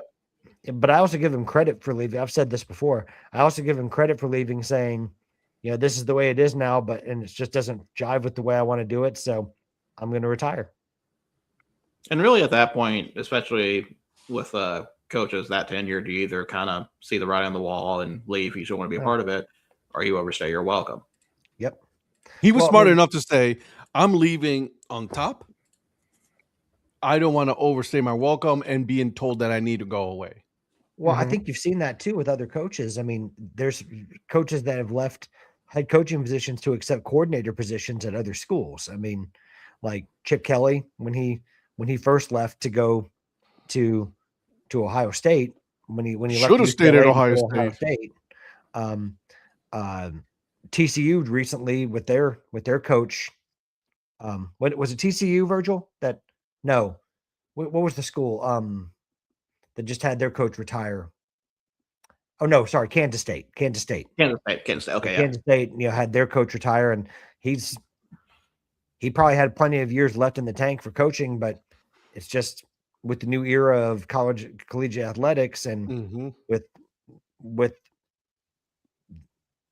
NIL being what it is and the transfer portal being what it is, it's for some people and it's not for some people, and so you're going to see a transition. Can I say something about that? I think, listen, NIL it's changed the whole landscape of college football, college sports overall. We need to do something about the transfer portal, bro. Like, you keep transferring every year, 3, 4, 5 times. Like, dude, chill out. Like, there should be a number of transfers. Like, all right, look, dude, you get 2 transfers, and that's it. After that. And in basketball, and in college basketball, we're seeing a new wrinkle because now there's guys that have been drafted. Like there was who was it? The guy that was drafted 30th overall in 23, but then he played he played in the G League and he played internationally. And then went back. Now he's been signed by, who was it? Baylor. Scott Drew and Baylor. And so Scott Drew's not breaking the rules. That the NCAA has allowed it to happen, but it's a new wrinkle in this whole thing. And right now, because there's not really a set of rules, people are just operating within what they know because they're operating within the uncertainty and they're just trying to do whatever they can do to benefit their program. So I know Tom Izzo in particular was really, really upset and put in a call to Scott Drew about that, but it's hard to blame Scott Drew if it's within the rules right now. I mean, Tom Izzo needs to calm down. Okay, as well. but you can like it or you can like it or not. You can like it or not, right? I mean, you have every right to have an opinion on it, but if he's allowed to do it and they've granted it, he's trying to improve his program. And in college athletics now, when you have people who have no rosters after if some people commit to the portal, like in football, Iowa State has 10 players left on their team after all in North Texas, do they even have a team anymore after all the players that entered the portal? I mean, so. And it's a problem in both basketball and football. Was it just JMU? All JMU? 11 players? Yep. From their playoff team? And I know I'm crossing sports here, but I'm trying to make a point of just and I get without having rules, it's almost like you have to do whatever. It's gotten to a point of desperation with some people, with some coaches, that you're trying to do whatever you have to do to put a roster together and get the most talented players who are going to commit to your school to come in and try to build a competitive team. I don't disagree. You can argue that the manner of it's right or wrong, but if the NCAA allows it right now, even though they don't have a whole lot of authority over it, they're not going to be the last. Scott Drew is not going to be the last one to do this. Is my point. And the NCAA is the ones that's culpable here. Like they allowed this to happen from the get go. But hey, So- I'll tell you this: they may not be able to handle any of that, but they'll punish a D3 runner for no reason. Did you see what I posted? Yeah. I know Flobo, you retweeted the same thing. Yeah. Like, bro, for real? Yeah. Like this dude, the community is coming out to help this kid out because he is barely making ends meet to try to, one play, two work. He's doing it the right way, and then you're punishing that dude when I you're didn't not see- I punishing didn't see these. the story. What happened? He's a runner in D3, and this dude's working. There's no scholarships, by the way, at D3. Yeah, there's no scholarships. You So- pay for your own way. So is this track and field we're talking, or is this? Yeah. Okay. And so he was working the overnight shift to pay for school, going to class. He's working multiple jobs. So the community found out about this, and they're like, "Hey man, let's just set up a fund, to help him out." It was $6,000, I think it was the total amount that they came out to. So, and then they gave it to him. But the NCAA said no, he's no longer eligible because it's a gift, right? So he's not allowed to receive any kind of gifts. They call it a gift. But if they would have called it, according to the things, like if they would have called it as part of the NIL, they would have been fine. He would have been fine. When that's more honest money than some of these NIL deals that you see. Again, I won't speak for you guys, personal opinion. But that's like, yeah. And As so- I'll try to bite my tongue as someone who's not a fan of the NCAA as a governing body or Yeah. whatever they call themselves now. That's Yeah, unfortunate. right. That's And unfortunate. it most certainly is. And I think it's wrong. I think it's disrespectful. I think it's disingenuous of the NCAA to be doing something of It's- this manner. It's one of those examples where you may think the spirit of the law or the rule is there, but the implementation is massively flawed. 110%. That's how I see it. Because a lot of times that's how I feel it is, that the spirit of something and the intent may be there, but a lot of times the implementation is very flawed. Correct. Just So, yeah. Man, I'm sorry. I went on a rant there. See, you asked me about the dad hate, and then here I go. Well, I mean, I gotta get you ready for I'm next glad. year. Yeah, for sure. As well, enlightening. Yeah. Yeah. So this is what we talk about on the Break Even Sports show. Yes. It's the things that we usually don't talk about on the DAC on Tuesdays and Thursday nights. Yeah, So- I was saving the Baylor story for tomorrow because I want to get Eric's opinion on that. my bad. That's okay. I'm glad it came up anyway because I mean, if there was any school that was going to try to test the water to do that first, it was going to be Baylor. Yeah. And rightfully so. Yeah. Now, Flobo, do you have a soccer team that you follow? In MLS or in general? Well, in MLS, Europe. I mean, yeah. So by the way, I'm a casual fan. I feel like when I go to your show, I'm like, oh, I like sports too. But locally, it's the Galaxy, Premier League. It's Man City and Zweite Bundesliga, Schalke. Those are the big three. And then of Okay. course La Liga Oh, de oh, Deportiva oh. Alajuelense in Costa Rica. So Shaka, Okay. how's it feel to be on the top right now? it's all a yo-yo, man. You get all hopeful. You think about promotion, and then yeah. yeah. I like that. It's a joke. And by the way, I'd love to see. I like that you Schalke have a back in the La Bundesliga. Liga. Look at you with a La Liga team. Yeah, man. You know? I'm trying to get these guys to like La Liga a little bit Man. more. But it would Oh. it would be cool to see Bundesliga football back in Gelsenkirchen. Yeah, exactly, man. I was so Yeah. close. I didn't even get a chance to go to a game when I was there. Virgil, how Uh, much did I butcher the name of the city, Virgil? Let me be I think honest. it's pretty well there. But I mean, I think there's another city that probably I'd be pretty happy if it had Bundesliga football again. And Who would that Kaiserslautern. Kaiserslautern. Kaiserslautern. Yeah. Okay. Yeah. Okay. So Yeah. that's Yeah, my I know team. the guy. Yeah. Yeah. Where are they in the table right now, Virgil? 7th. 7th? Okay. So no promotion for them. Not yet. They're still, if they can stop losing to, bottom table teams, it'd be kind of nice at this point. But, Wait, Well, so when you were a fan of the team first, it just happened to be regulated or relegated, or was it like a thing where you're like, no, 2 Bundesliga is my jam, and you just pick the No, team? it's kind of a mixed bag because I was in first off, I was born in Germany, so it's actually the closest big club to my birthplace. But the story actually started when I went back in Germany in 2006. I was in Kaiserslautern, and it was the last day of the Bundesliga. And at the time, I wasn't really following soccer as much. I knew like the World Cup was going to be coming up in Germany soon and was focusing on that. And we were there in the town, and they were away at Wolfsburg. And there was like a somberness to the day. And I did not realize until maybe a week later that day they got relegated from the Bundesliga by Wolfsburg. And I remember running into so many, even after that, when so many nice people about that, that taught me the history of the club. Our hotel is actually right by the stadium, so I got to at least go look inside there. And honestly, I kind of picked them up after that. So I've been following them. They have always been a Zweite Bundesliga team. They've never been back to promotion. That's by the Air Force Base, right? Yeah. Yeah.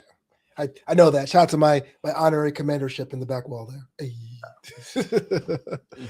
That's what's up, man. That's awesome. Like I love stories like that when you pick a team that's like not random, but like it's definitely off the beaten path. You're like, that's my squad. I'm like, to me, I'm a Texans fan. It's bearing fruit now, but for 20 years, you're like, yeah, I picked them because the Jets pissed me off. Like that was how I became a fan of them. You know what I mean? Yeah, most of the teams I follow are not conventional in any way. Well, Yeah. Like there's always some kind of backstory to them, or there's some connection at least. That's not like a normal connection, I would say. Yeah. Or a wheel decides it for me. Flobo, can I ask how you became a Man City supporter? Oh, I didn't tell you the story. The short answer, kind of on brand, was bribery. That's how I okay. became. So, Maybe you didn't. I just I'm Okay, reminded that of- was there. It is right off the rip. So I was 25 years old, and I just graduated grad school or film school. I had big plans of being a famous person out here in Los Angeles, but I couldn't find a job, and life sucked. And my birthday came around, and a bunch of friends decided to go to a British pub take me out for drinks.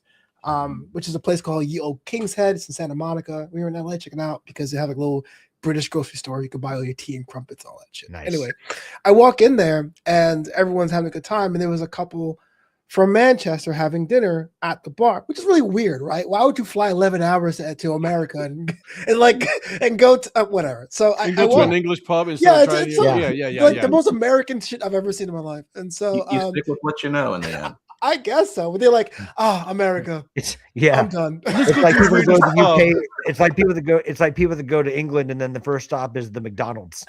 Well, that could be different. Let's see what's different. It can be, but then they get the closest thing they can get to a Big Mac. Right. Like, Well, so it's funny you say that because you go to Hawaii and McDonald's in Hawaii, they got sushi, and they got spam there. Yeah. So spam Musubi, bro.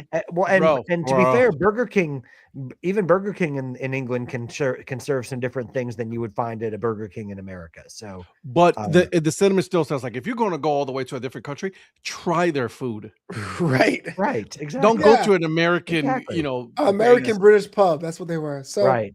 I walk in there and I'm chatting the couple up, right? Because they're at the bar, so I have to basically like stand next to them to order. Right. And they're watching Premier League, and they're like, hey, we're watching Premier League. I'm like, no, hey, that looks cool over there, but I'm getting into soccer now as a fan, because I watched the previous World Cup. I gotta make sure I support my local club. I'm a Galaxy supporter, and I told them about how I was a Metro Stars guy, and I came out to LA, and they go, hey, look, I understand. You support what you like. You always want to do your local club. That's very, very important. But I'll tell you what, it's your birthday. So we will buy all of your pints today. If you decide to follow Premier League, you pick Man City. Done. And I was, yeah. And so the answer is 5 pints of Newcastle Brown Ale. That's really, that's why I became. And so that's completely fair. That's 3 weeks later, I'm watching the game and I'm like, okay, Man City, you're my team. And Carlos Tevez, you're not my favorite player. And that was it. And that was 2010. So a lot of Man U fans go, you probably liked them after the money, which is technically true, but I knew nothing. I knew zero about Premier League until 2010. So, well, I mean, very similar to me with Chelsea. I mean, mine was sort of a form of bribery because I was over in England in 2006 and studying abroad. And a girl I started dating at the time, her family were lifelong Chelsea supporters. So I remember I went to meet her family and she said, Vegemite. Oh my goodness. I had that. It wasn't that bad. It's not good. It's not bad. It's not great. Yeah, I have a similar thing with I love it when you say like it's not good, but it's not bad. But long story short, when I was one-on-one with her dad, he said, "What football team do you support?" And I said, "I don't have one." He said to me, "You do now, mate." And so, see. So for the time that we dated, I kind of got it from her family, but then it took on a life of its own after we stopped dating at the time, and it just turned into because I got to go to Stamford Bridge and go to a match and everything. So, but everyone thought it was because that was right around the time that Roman Abramovich bought the team, and they were starting to go on their magical run. I said it had nothing to do with that. It just happened to be it could have been whatever team her family supported at the time, and it could have been Watford. Kind of grown into its own thing, and now almost. Bro, imagine it would have been Wolves. Yeah, Wolves or Swansea or something random. Yeah. I still contend that Rob Edwards is going to regret that decision to leave Middlesbrough for Wolves for the rest of his life. But that's why he did that. Well, hey, by the way, I hopefully not Virgil. I'm so hopefully Donnie is watching this. Hey, suck at Crystal Palace. Damn. Yeah. Donnie's a lifelong Crystal Palace supporter for about 5 minutes. Correct. So, yeah. Well, he also came up to fandom just like you guys, right? So he was looking for a local pub that that was showing Premier League. He went to one where there were people there. They supported the same club, and so he became a fan of that club. So you can't hate him on that. No, well, no, but I love how he started looking up, like he was trying to find a Bundesliga team, and he's trying to find like a local pub in South Carolina, and he happens to just find only Bayern Munich. I'm like, yes, because what other club is going to have a supporters club in South Carolina other than Bayern Munich?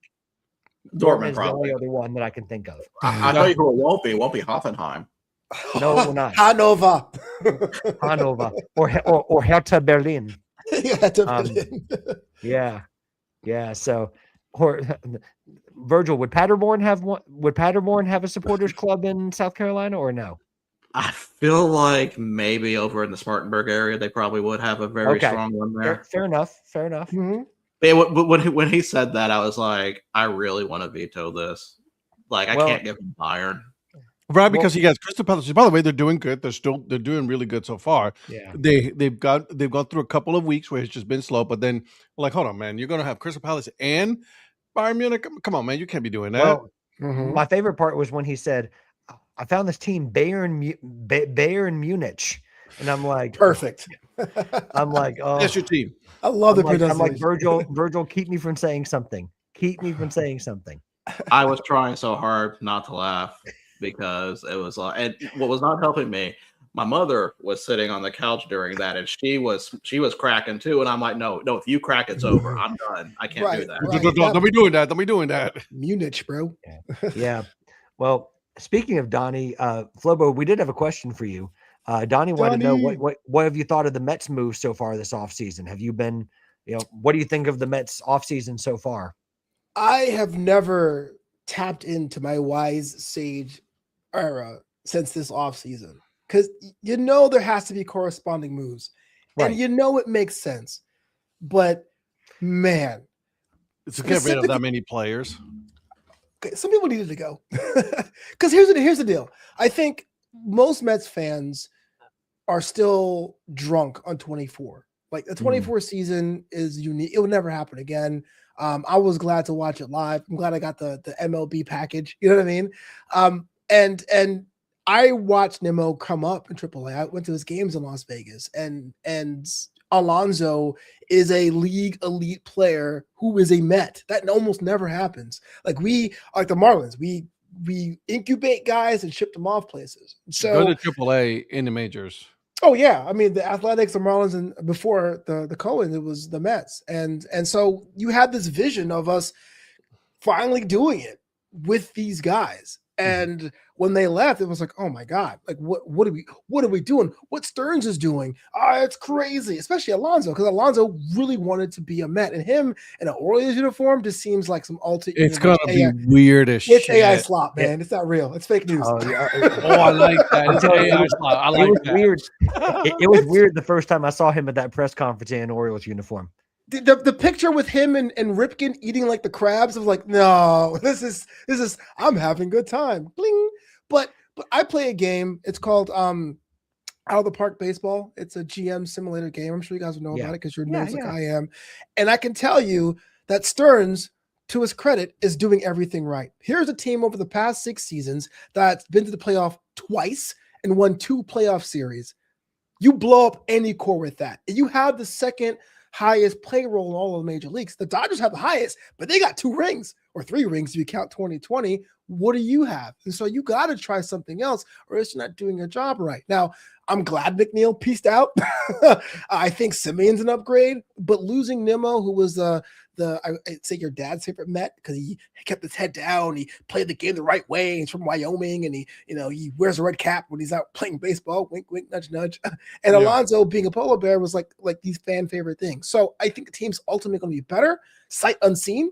I don't know what we're going to get, but now the team and the marketing department is going to have to work overtime to somehow make Lindor not the villain, and 2, get these people back to the park when the games happen again. So that part freaks me out a bit.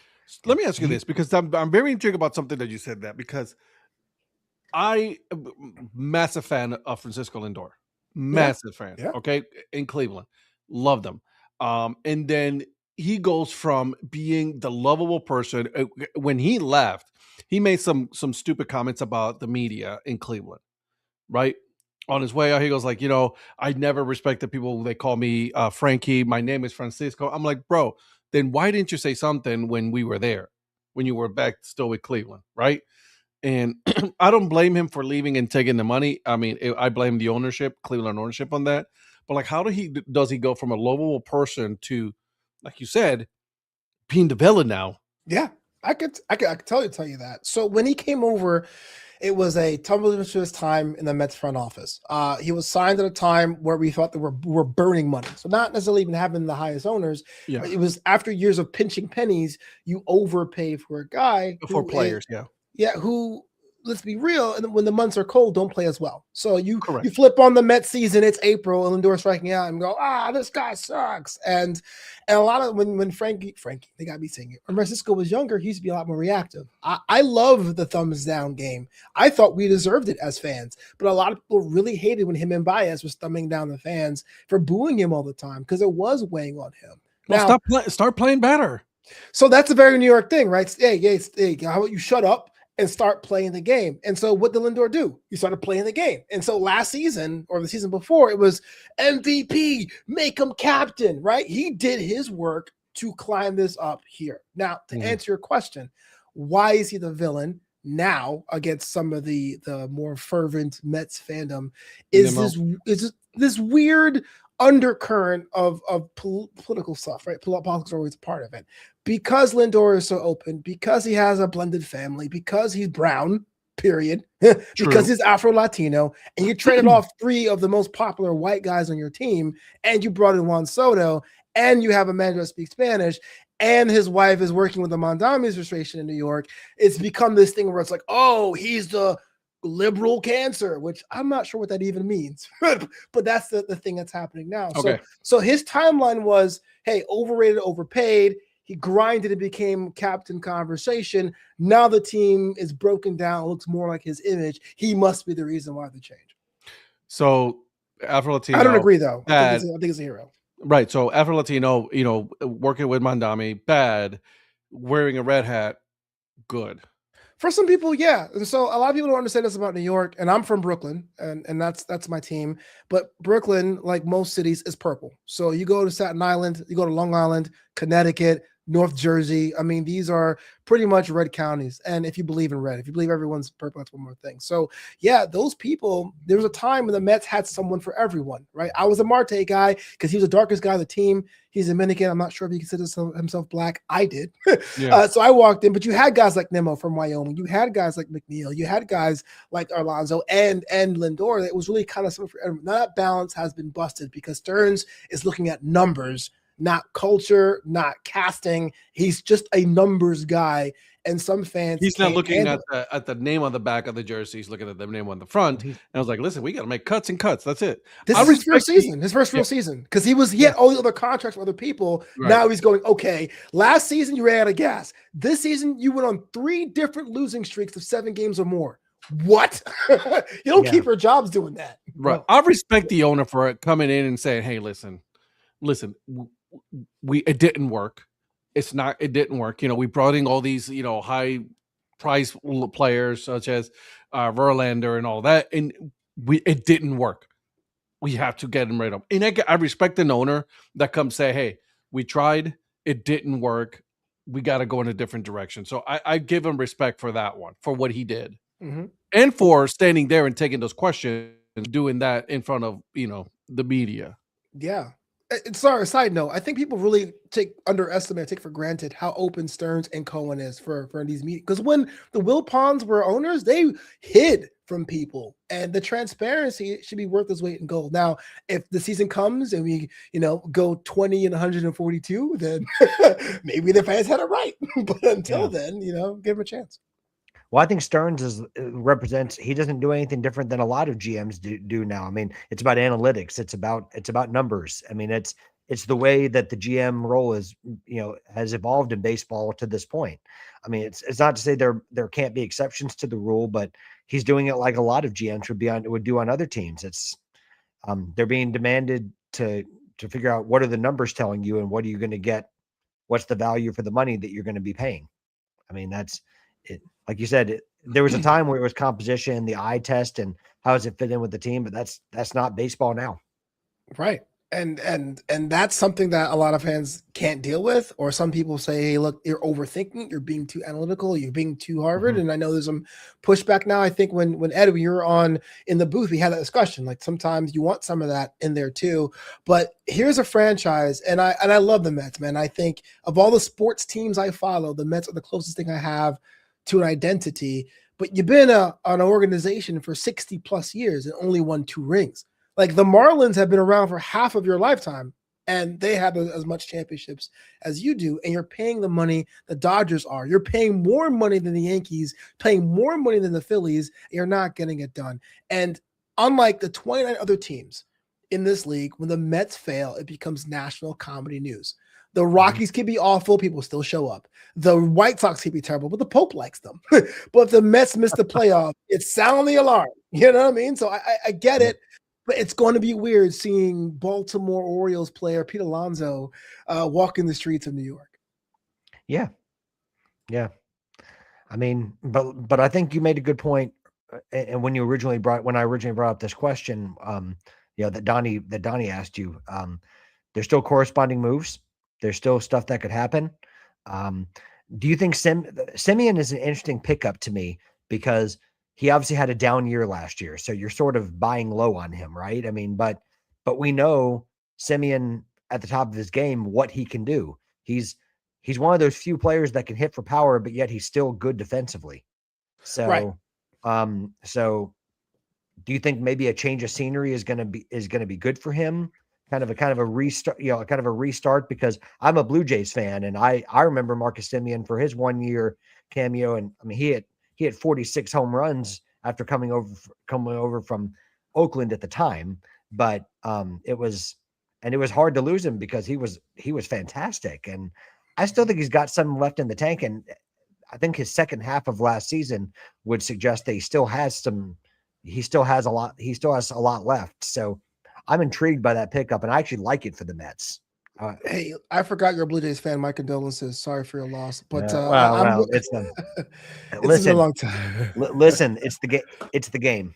You It's know, the game. It's the It's the game. game. No, I'm And with you with Simeon. I mean, look, I know his offensive stuff was pretty much down. That's why Texas was keen to offload him. But Yeah. I think one of the issues that they talk about run prevention was the infield was so porous. McNeil Oh, yeah. was a serviceable above average second baseman, but he was basically a utility guy. He's a bench player now, even though with the batting title, playing every day. And the Yeah. chemistry between him and Lindor wasn't the greatest. It's always been not the greatest, even when they are agreeing. And so that made us plug in. And maybe he doesn't have to do a lot. Remember last season when, at least for us as Mets fans, we had Tyrone Taylor in center field and we traded for Mullins. And we said, well, Mullins doesn't have to go with a 900 OPS. He just has to just be a little bit better than Tyrone. And he wasn't. But he had a very low bar to clear. I think Stearns is looking at incremental changes.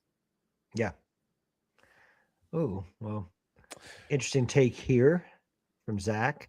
Absolutely not. So, okay. So Zach says, I got my money in the Mets finishing last in NL East. Now, I understand the Mets 2006, too much drama and not enough pitching. Marlins and Nationals make a big step forward. Okay. So allow me to disagree here respectfully.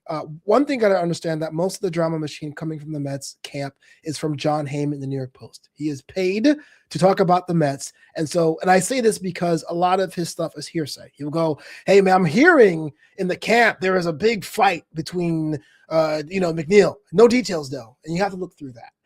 The Mets are structurally too good to fail on that level. It would take a lot. Atlanta is still underachieving. They have bought some pieces, but they still do not have the depth they are so known for. So I would have them more likely to end in last place. The Marlins have a nice, good young core, and that sometimes it can be the wild card or X factor, but strictly on talent and runs scored, they score pretty low. And so paper, they would be a candidate for 5th place. The Mets finishing 3rd, possible. Hate to say it, yes. 2nd is where I have them. And of course, 1st would be great, but I'm not sure right now because right now we have half a team. Yeah, I was kind of thinking more Braves being last because, like you said, they're one injury away from falling apart again. Yeah, agreed, 100%. Which is fine by me. I hate that little thing they do. It's still so dumb.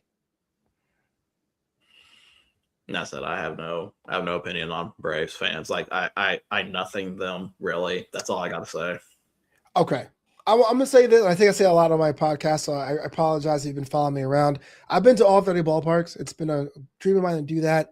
The one time I've ever felt like uncomfortable at a baseball game was Atlanta at Arlington. That was just too America for me, man. Like I was not, I didn't feel like I was part of the thing. But yeah, there were a lot of the gestures, a lot of yeehaws and things. Makes sense there. So we never actually. I need to go back to football scores or soccer scores for a minute because there is a game that I've been wanting to talk about that we haven't yet. Oh, Patrick, why'd you have to bring it up? Because I think this is actually a very relevant game to the season. And that is Aston Villa going into Stamford Bridge, beating Chelsea 2-1. So that propels Aston Villa to 3rd on the table. And not only does it propel them to 3rd, it gives them a 7-point gap over Liverpool. So, and it's also 11 straight wins for them on the bounce. This is true.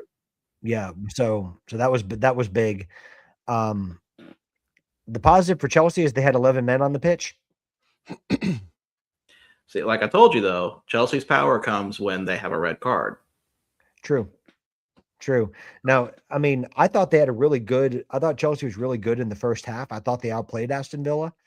They looked really good, but then I think the fact that Unai Emery made that tactical change and brought in Ollie Watkins and kind of brought in a true number 9 up top really changed the game. And Chelsea didn't know how to deal with it. And Ollie Watkins was a problem from the start. You brought in Onana to kind of, bring solidity in the midfield. And it was a game of 2 halves. And Aston Villa took their chances well. Chelsea's problem a lot of the time, and it's really been Chelsea's problem since Diego Costa left, really, is that when they have chances, they don't take them.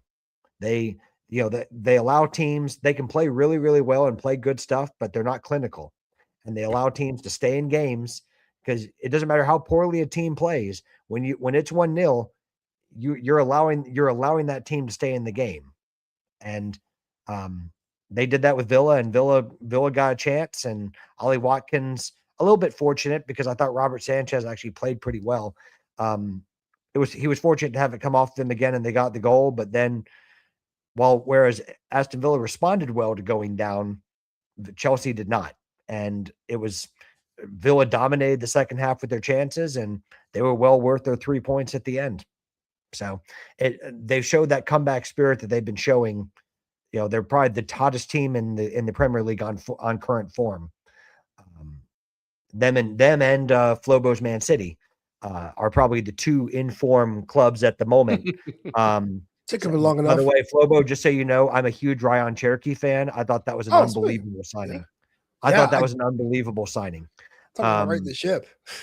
Yeah. Well, so I think the two, in my opinion, the two current clubs on form are Man City and Aston Villa. And it just happens to be that Chelsea has to play Man City next. So I do not hold out a whole lot of hope for any points this weekend, but it's the Premier League and we'll see.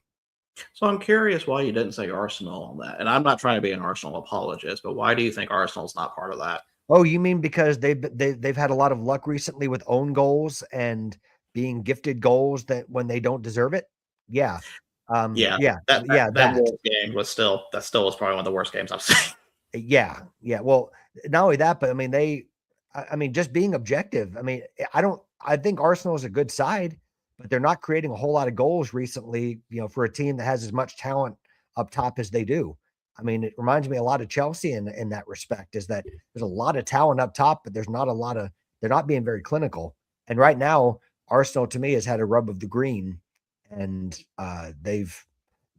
while they deserve to be in the top four where they are, I mean, on overall season form, current form, I feel like they've been really lucky to get away with the points that they have.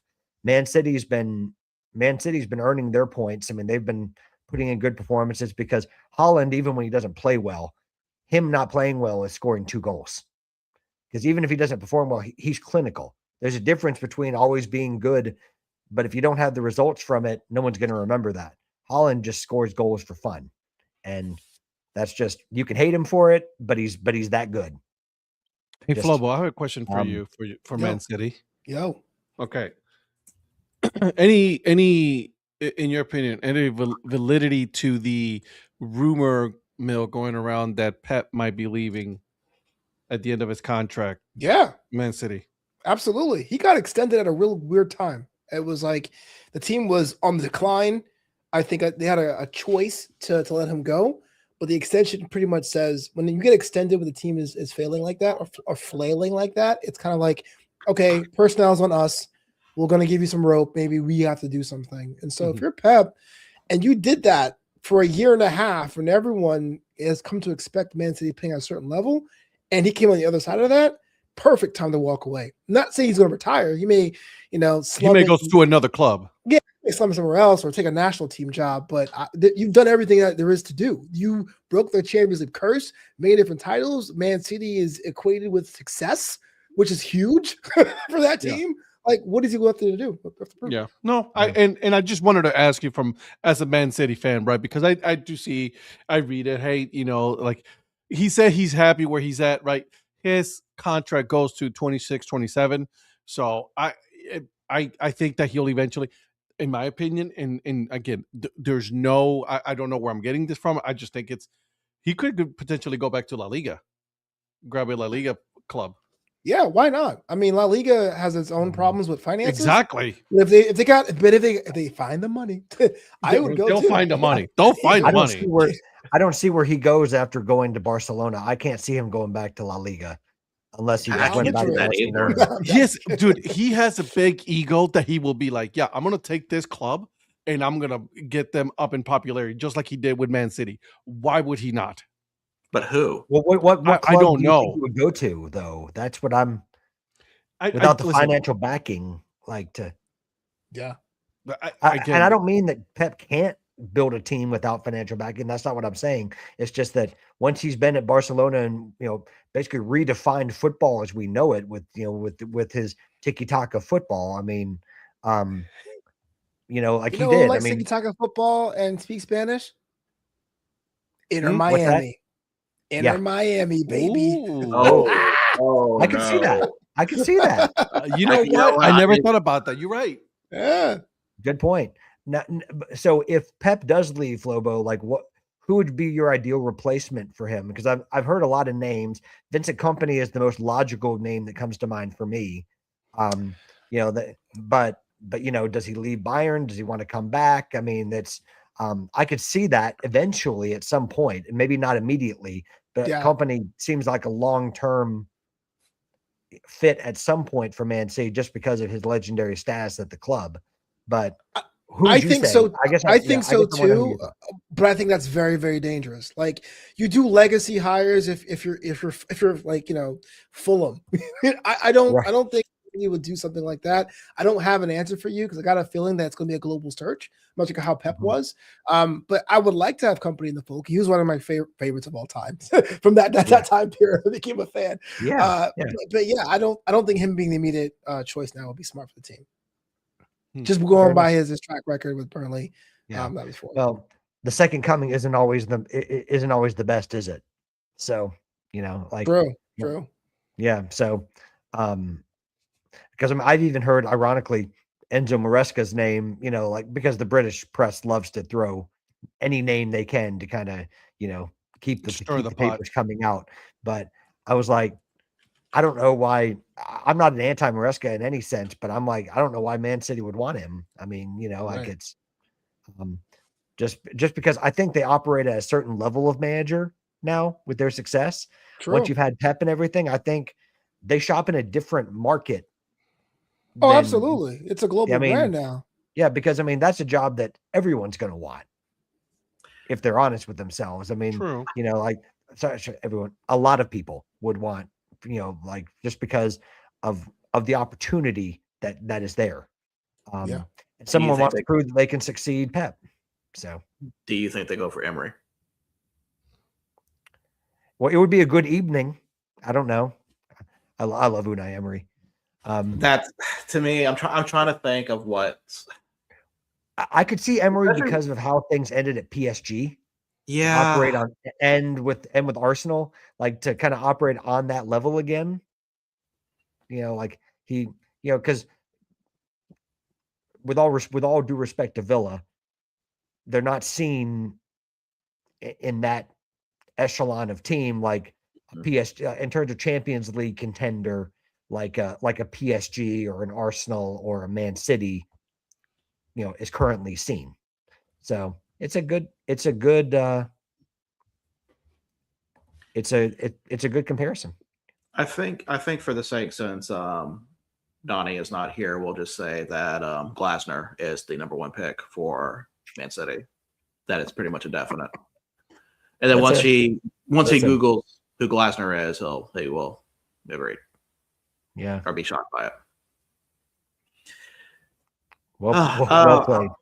I want to take a quick aside real quick. I am watching Auburn versus Queens right now in college basketball. The Queens head coach is wearing a magnificent Kwanzaa sweater. This game's on SEC Network. So when you have a chance, you guys need to look at the sweater because I was kind of taken aback when I first saw it. Okay. So there is still something when you talk about we talked about AEW, but I do want to get in the WWE for a minute, especially something that did just happen a while ago. The Usos won the tag titles from AJ Styles and Dragon Lee. AJ Lee. Is that now my brain went backwards on that because I was going to say Dragon Styles, but it's like no, that's not right. Dragon Styles. I can appreciate both. I can appreciate both too. So I'm a kind of I don't know how I feel about this because I mean Usos with the tag belts always kind of a like this is part of it. They'll get their New Day match. We'll relive that again. But Lobo, you did kind of ask in the chat, is the Jey Uso experiment done? Mm-hmm. And I think it's been done for a while. Yes, but there was some hope there, especially with the oh man, I am losing, and sometimes that usually comes with something else or a heel turn or something along those lines. But hey, and I guess I never liked the formal declaration. We're back in the tag division. I thought that was like a false flag, but apparently not. You're the champs, so props to them. Well, I'm still, even with the titles, I'm still not going to rule out a change. Because I feel I try to remember, didn't they do this with somebody where they won the tag titles and then literally the next week someone turned heel? Maybe I'm thinking about Y2J, AJ, possibly. I don't remember. But honestly, I don't even know if you turn Jay heel. I don't see how that would. I mean, it's definitely going to hurt merch. But I mean, I'm like ignoring the business side of it. I don't understand that. You can't do Jimmy again because we've already seen that. Yeah.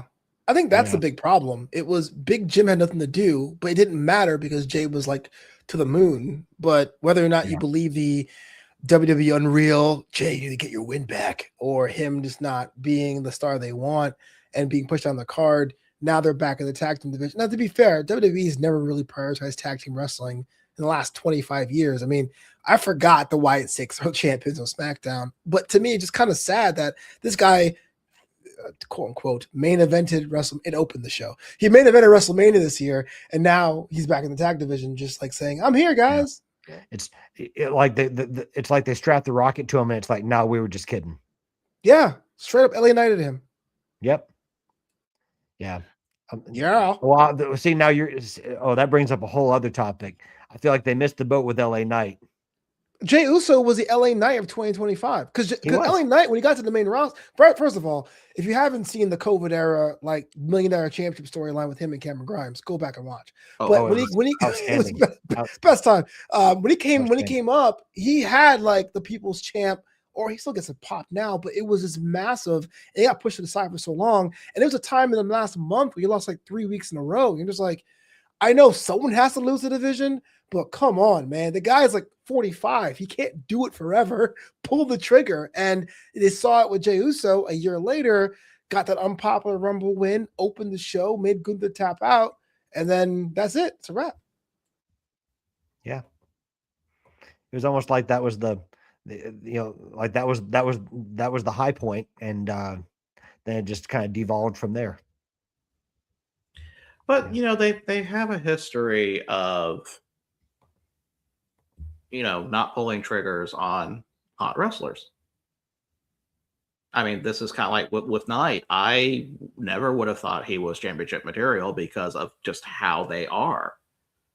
And maybe that's probably the jaded wrestling fan in me speaking, because like I still get mad over a WrestleMania main event where Booker T didn't go over Triple H.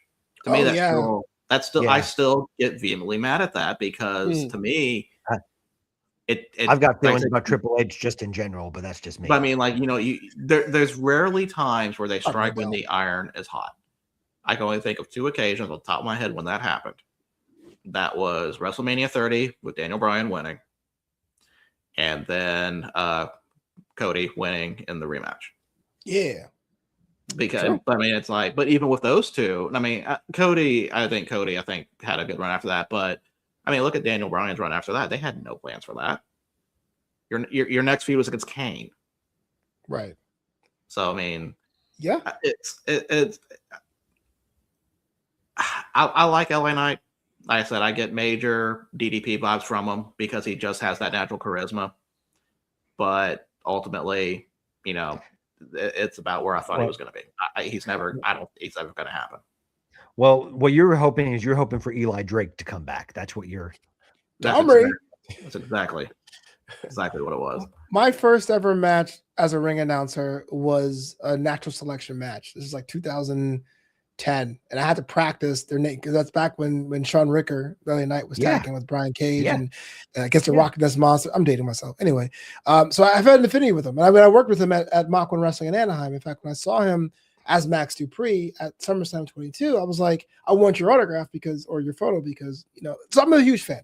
Not the name drop, huge fan. I almost feel like I'm invested in it. But you're right. There are certain times when there is something cool about having that groundswell of support.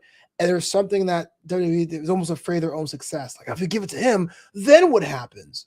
And so you have that too. Because I remember when, for example, Jinder Mahal got the championship, it was the opposite fact. And no one wanted that. They were like, no, we have a whole program set up, man. 6 months of storyline, baby. Okay. Now, fair producer, I think he grew into it. I think it was great. But how we beat Randy was like, what? Wasn't that the second Punjabi prison match? Not for the title. Not for the title. Is that not for the title? Okay. Jinder grew into it, and I appreciated what he did. But how he beat Randy, it was like, are you kidding me, bro? Yeah. No, for me, I think at that point I was just waiting for something new. Okay. So I was kind of like, F it, give him the belt, see what happens. That happens, yeah. And Yeah. I think there's so many characters now that you talk about the pipeline, right? Evolve, NXT, these NIL talents, to their credit, like Javon Evans, are getting promoted, but you still have like this like log jam of these wrestlers now who are in their late 30s, mid 40s, late 40s at peak physical condition. You don't want to sit Finn Balor. You don't want to sit Sheamus when he's healthy. So now it's like, who gets time? But you have somebody who's getting the pops just by coming out and doing their catchphrases, and you reward them by getting beat by Austin Theory every week. And it's like, to what end? Like, what are we doing this for? Yeah. Yeah. Oh, and by the way, you should know at the end of every show, Virgil comes on and he goes every single time. every single time. What? Oh man, talk about heel turns, baby. Yeah. But yeah. Sorry, I'm just watching. See what I mean? See what he does? See what he does? Yeah, Right there. yeah. Look at On the him. note, Look at him. though, I want to say if there's The one Falcons have person, screwed me again. I mean, the Rams have screwed me over again. After the block field goal touchdown, I was feeling happy, and now they've just completely just stop crapped the believing in the Rams. That's your problem.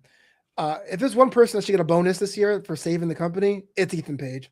He's held that entire brand absolutely. with duct tape and Canadian vibes. He needs. He's one of those underappreciated talents. Yeah. Yeah. He is like, he naturally just has that look of a heel, doesn't he? I mean, he plays it so perfectly. And the thing is, he's a super nice guy. Like when he's not in the ring, I mean, he's like, they talk about all the good things that he does, like behind the scenes and, with people, but when he's performing, I mean, he knows how to get under people's skin, and maybe he just has one of those faces. I always feel like that's how the Miz is. Like the Miz, no matter how nice he can be off brand or anything, he's a natural heel. Yeah. Yeah. And obviously the Miz's story helps him too because of the real world and all that other stuff. But he's parlayed that into a great career, and he's become respected.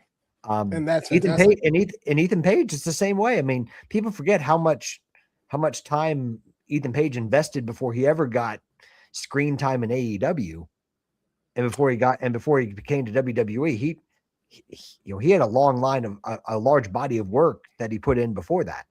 right. So it's nice to see him get some shine. Absolutely. And the fact that you're on a brand that gave you the championship, you could have been buried after that. And you found a way to not make it only work, but then work with Chelsea Green. Like there used to be a staying in WWE. If you knew how to sell, you always had a job. Heath Slater, Bianca Belair, Bianca Belair, Sasha Banks. If you knew how to sell, you had a job. But now it has to be more than that. And going back to the AEW thing, to put a pin on that, the best characters are the ones you can describe to people who haven't watched the show. Yeah. So Adam Page isn't my favorite character, but at least you can say, imagine if a dude that had a ranch also had anxiety. Cool. But this is why I get the problem with things like Swerve Strickland. Like, okay, like Swerve's character is that his swerve, but he's like chill. But when he drives, and so I think Ethan Page figured that out, because when he was just a Canadian guy in TNA, it was okay. fine. But now being the greatest North American and hanging with Chelsea Green, like these are sleazy things you can go out to your friends about. Yo, this is one dude who smiles and pointing at himself. Yeah. It's just hilarious. But also, like Ethan Page, like remember one of his programs after he was champion was, he helped put over Javon Evans. I mean, he's one of those people that really helped, launch Javon Evans to where he is right now. That was one of the first programs where he was putting over Javon to kind of where Javon is now as one of the. I mean, it's big that Javon was one of those faces on John Cena's last show, right? I mean, that's a real vote of confidence. Yes, you're trying to promote those NIL signings that you made, but it takes a professional like Ethan Page to give him that platform.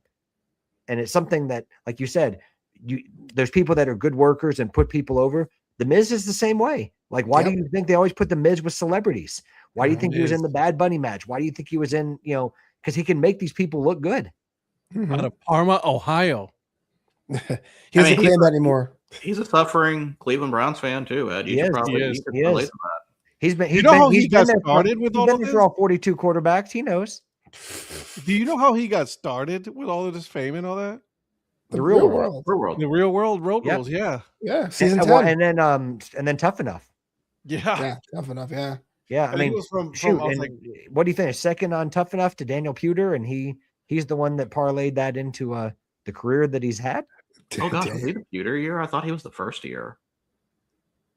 Oh, I'm sorry. Maven was the first year. I'm sorry. Maven Puder was year 2. I'm sorry.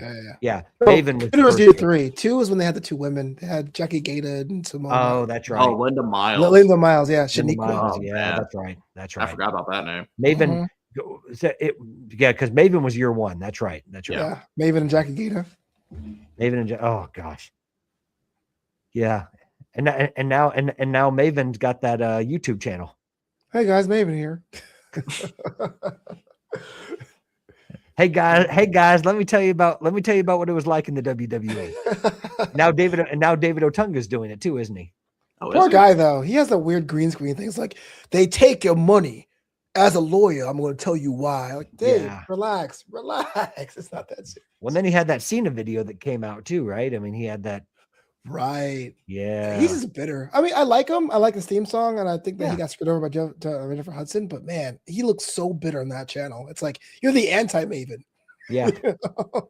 Yeah. I mean, shoot, I gotta give Maven credit. Maven's gotten subscribers. I'll give him that. Oh yeah. I actually end up watching Stevie Richards' channel more. Right. Yeah.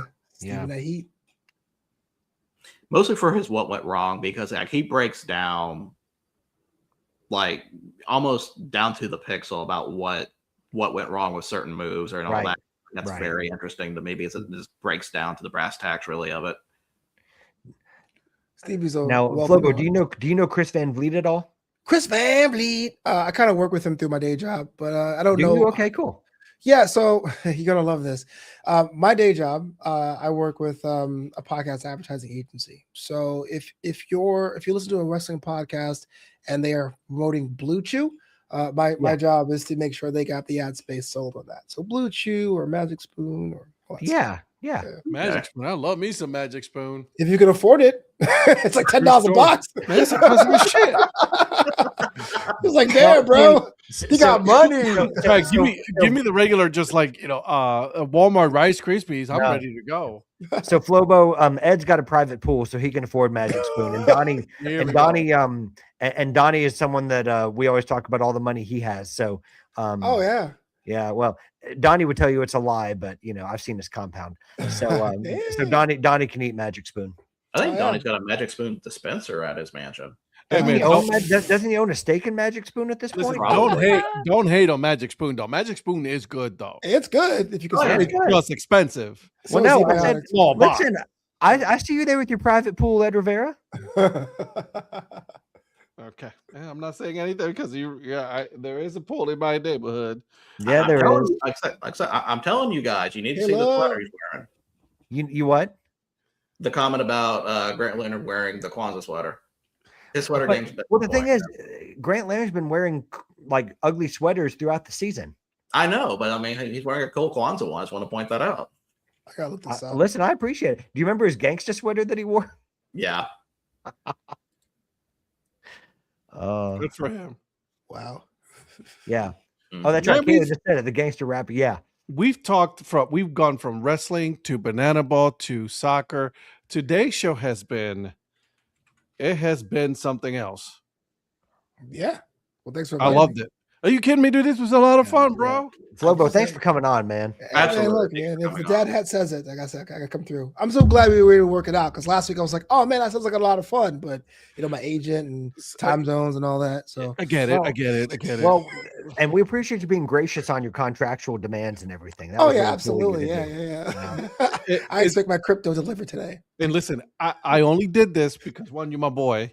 Hey. And I know you're the, I don't know anybody else besides these two knuckleheads that talk more wrestling than anything else. So They're I cool wanted to people. make Well, sure. listen, the two knowledgeable ones are Flobo and Virgil. I have a surface knowledge. That's Dude, that's how I feel about most of the things when you talk about your show. I'm like, oh yeah, soccer. Thank Kayla. Yeah, appreciate you watching tonight. This was Thanks, a lot Kayla. of fun. Listen, I may not know a lot of wrestling like you guys do, but it was entertaining. You guys, I'll give you this. You guys know your shit. So that was pretty cool. And I still watch your stuff on TikTok, dude. Don't worry, bro. I see you. I see Yeah. what you're doing. Hey, massive fan, Flobo. Massive well, fan. appreciate That's you. fun, yes. Love that. Yeah. See. All right. Well, with that being said, we're going to be signing off for this evening. So join us with our regular cast tomorrow for DHC Sport. Ed, are we doing a Thursday show? That's the first. So technically that would be the first of the year. I don't know. We'll talk about it. I know tomorrow we for sure will doing it. I don't know about the first. We'll see. Okay. So either we will have some picks or we'll have a boatload of picks to do tomorrow. We'll find out later. So thank you for joining us, and we will catch you guys later.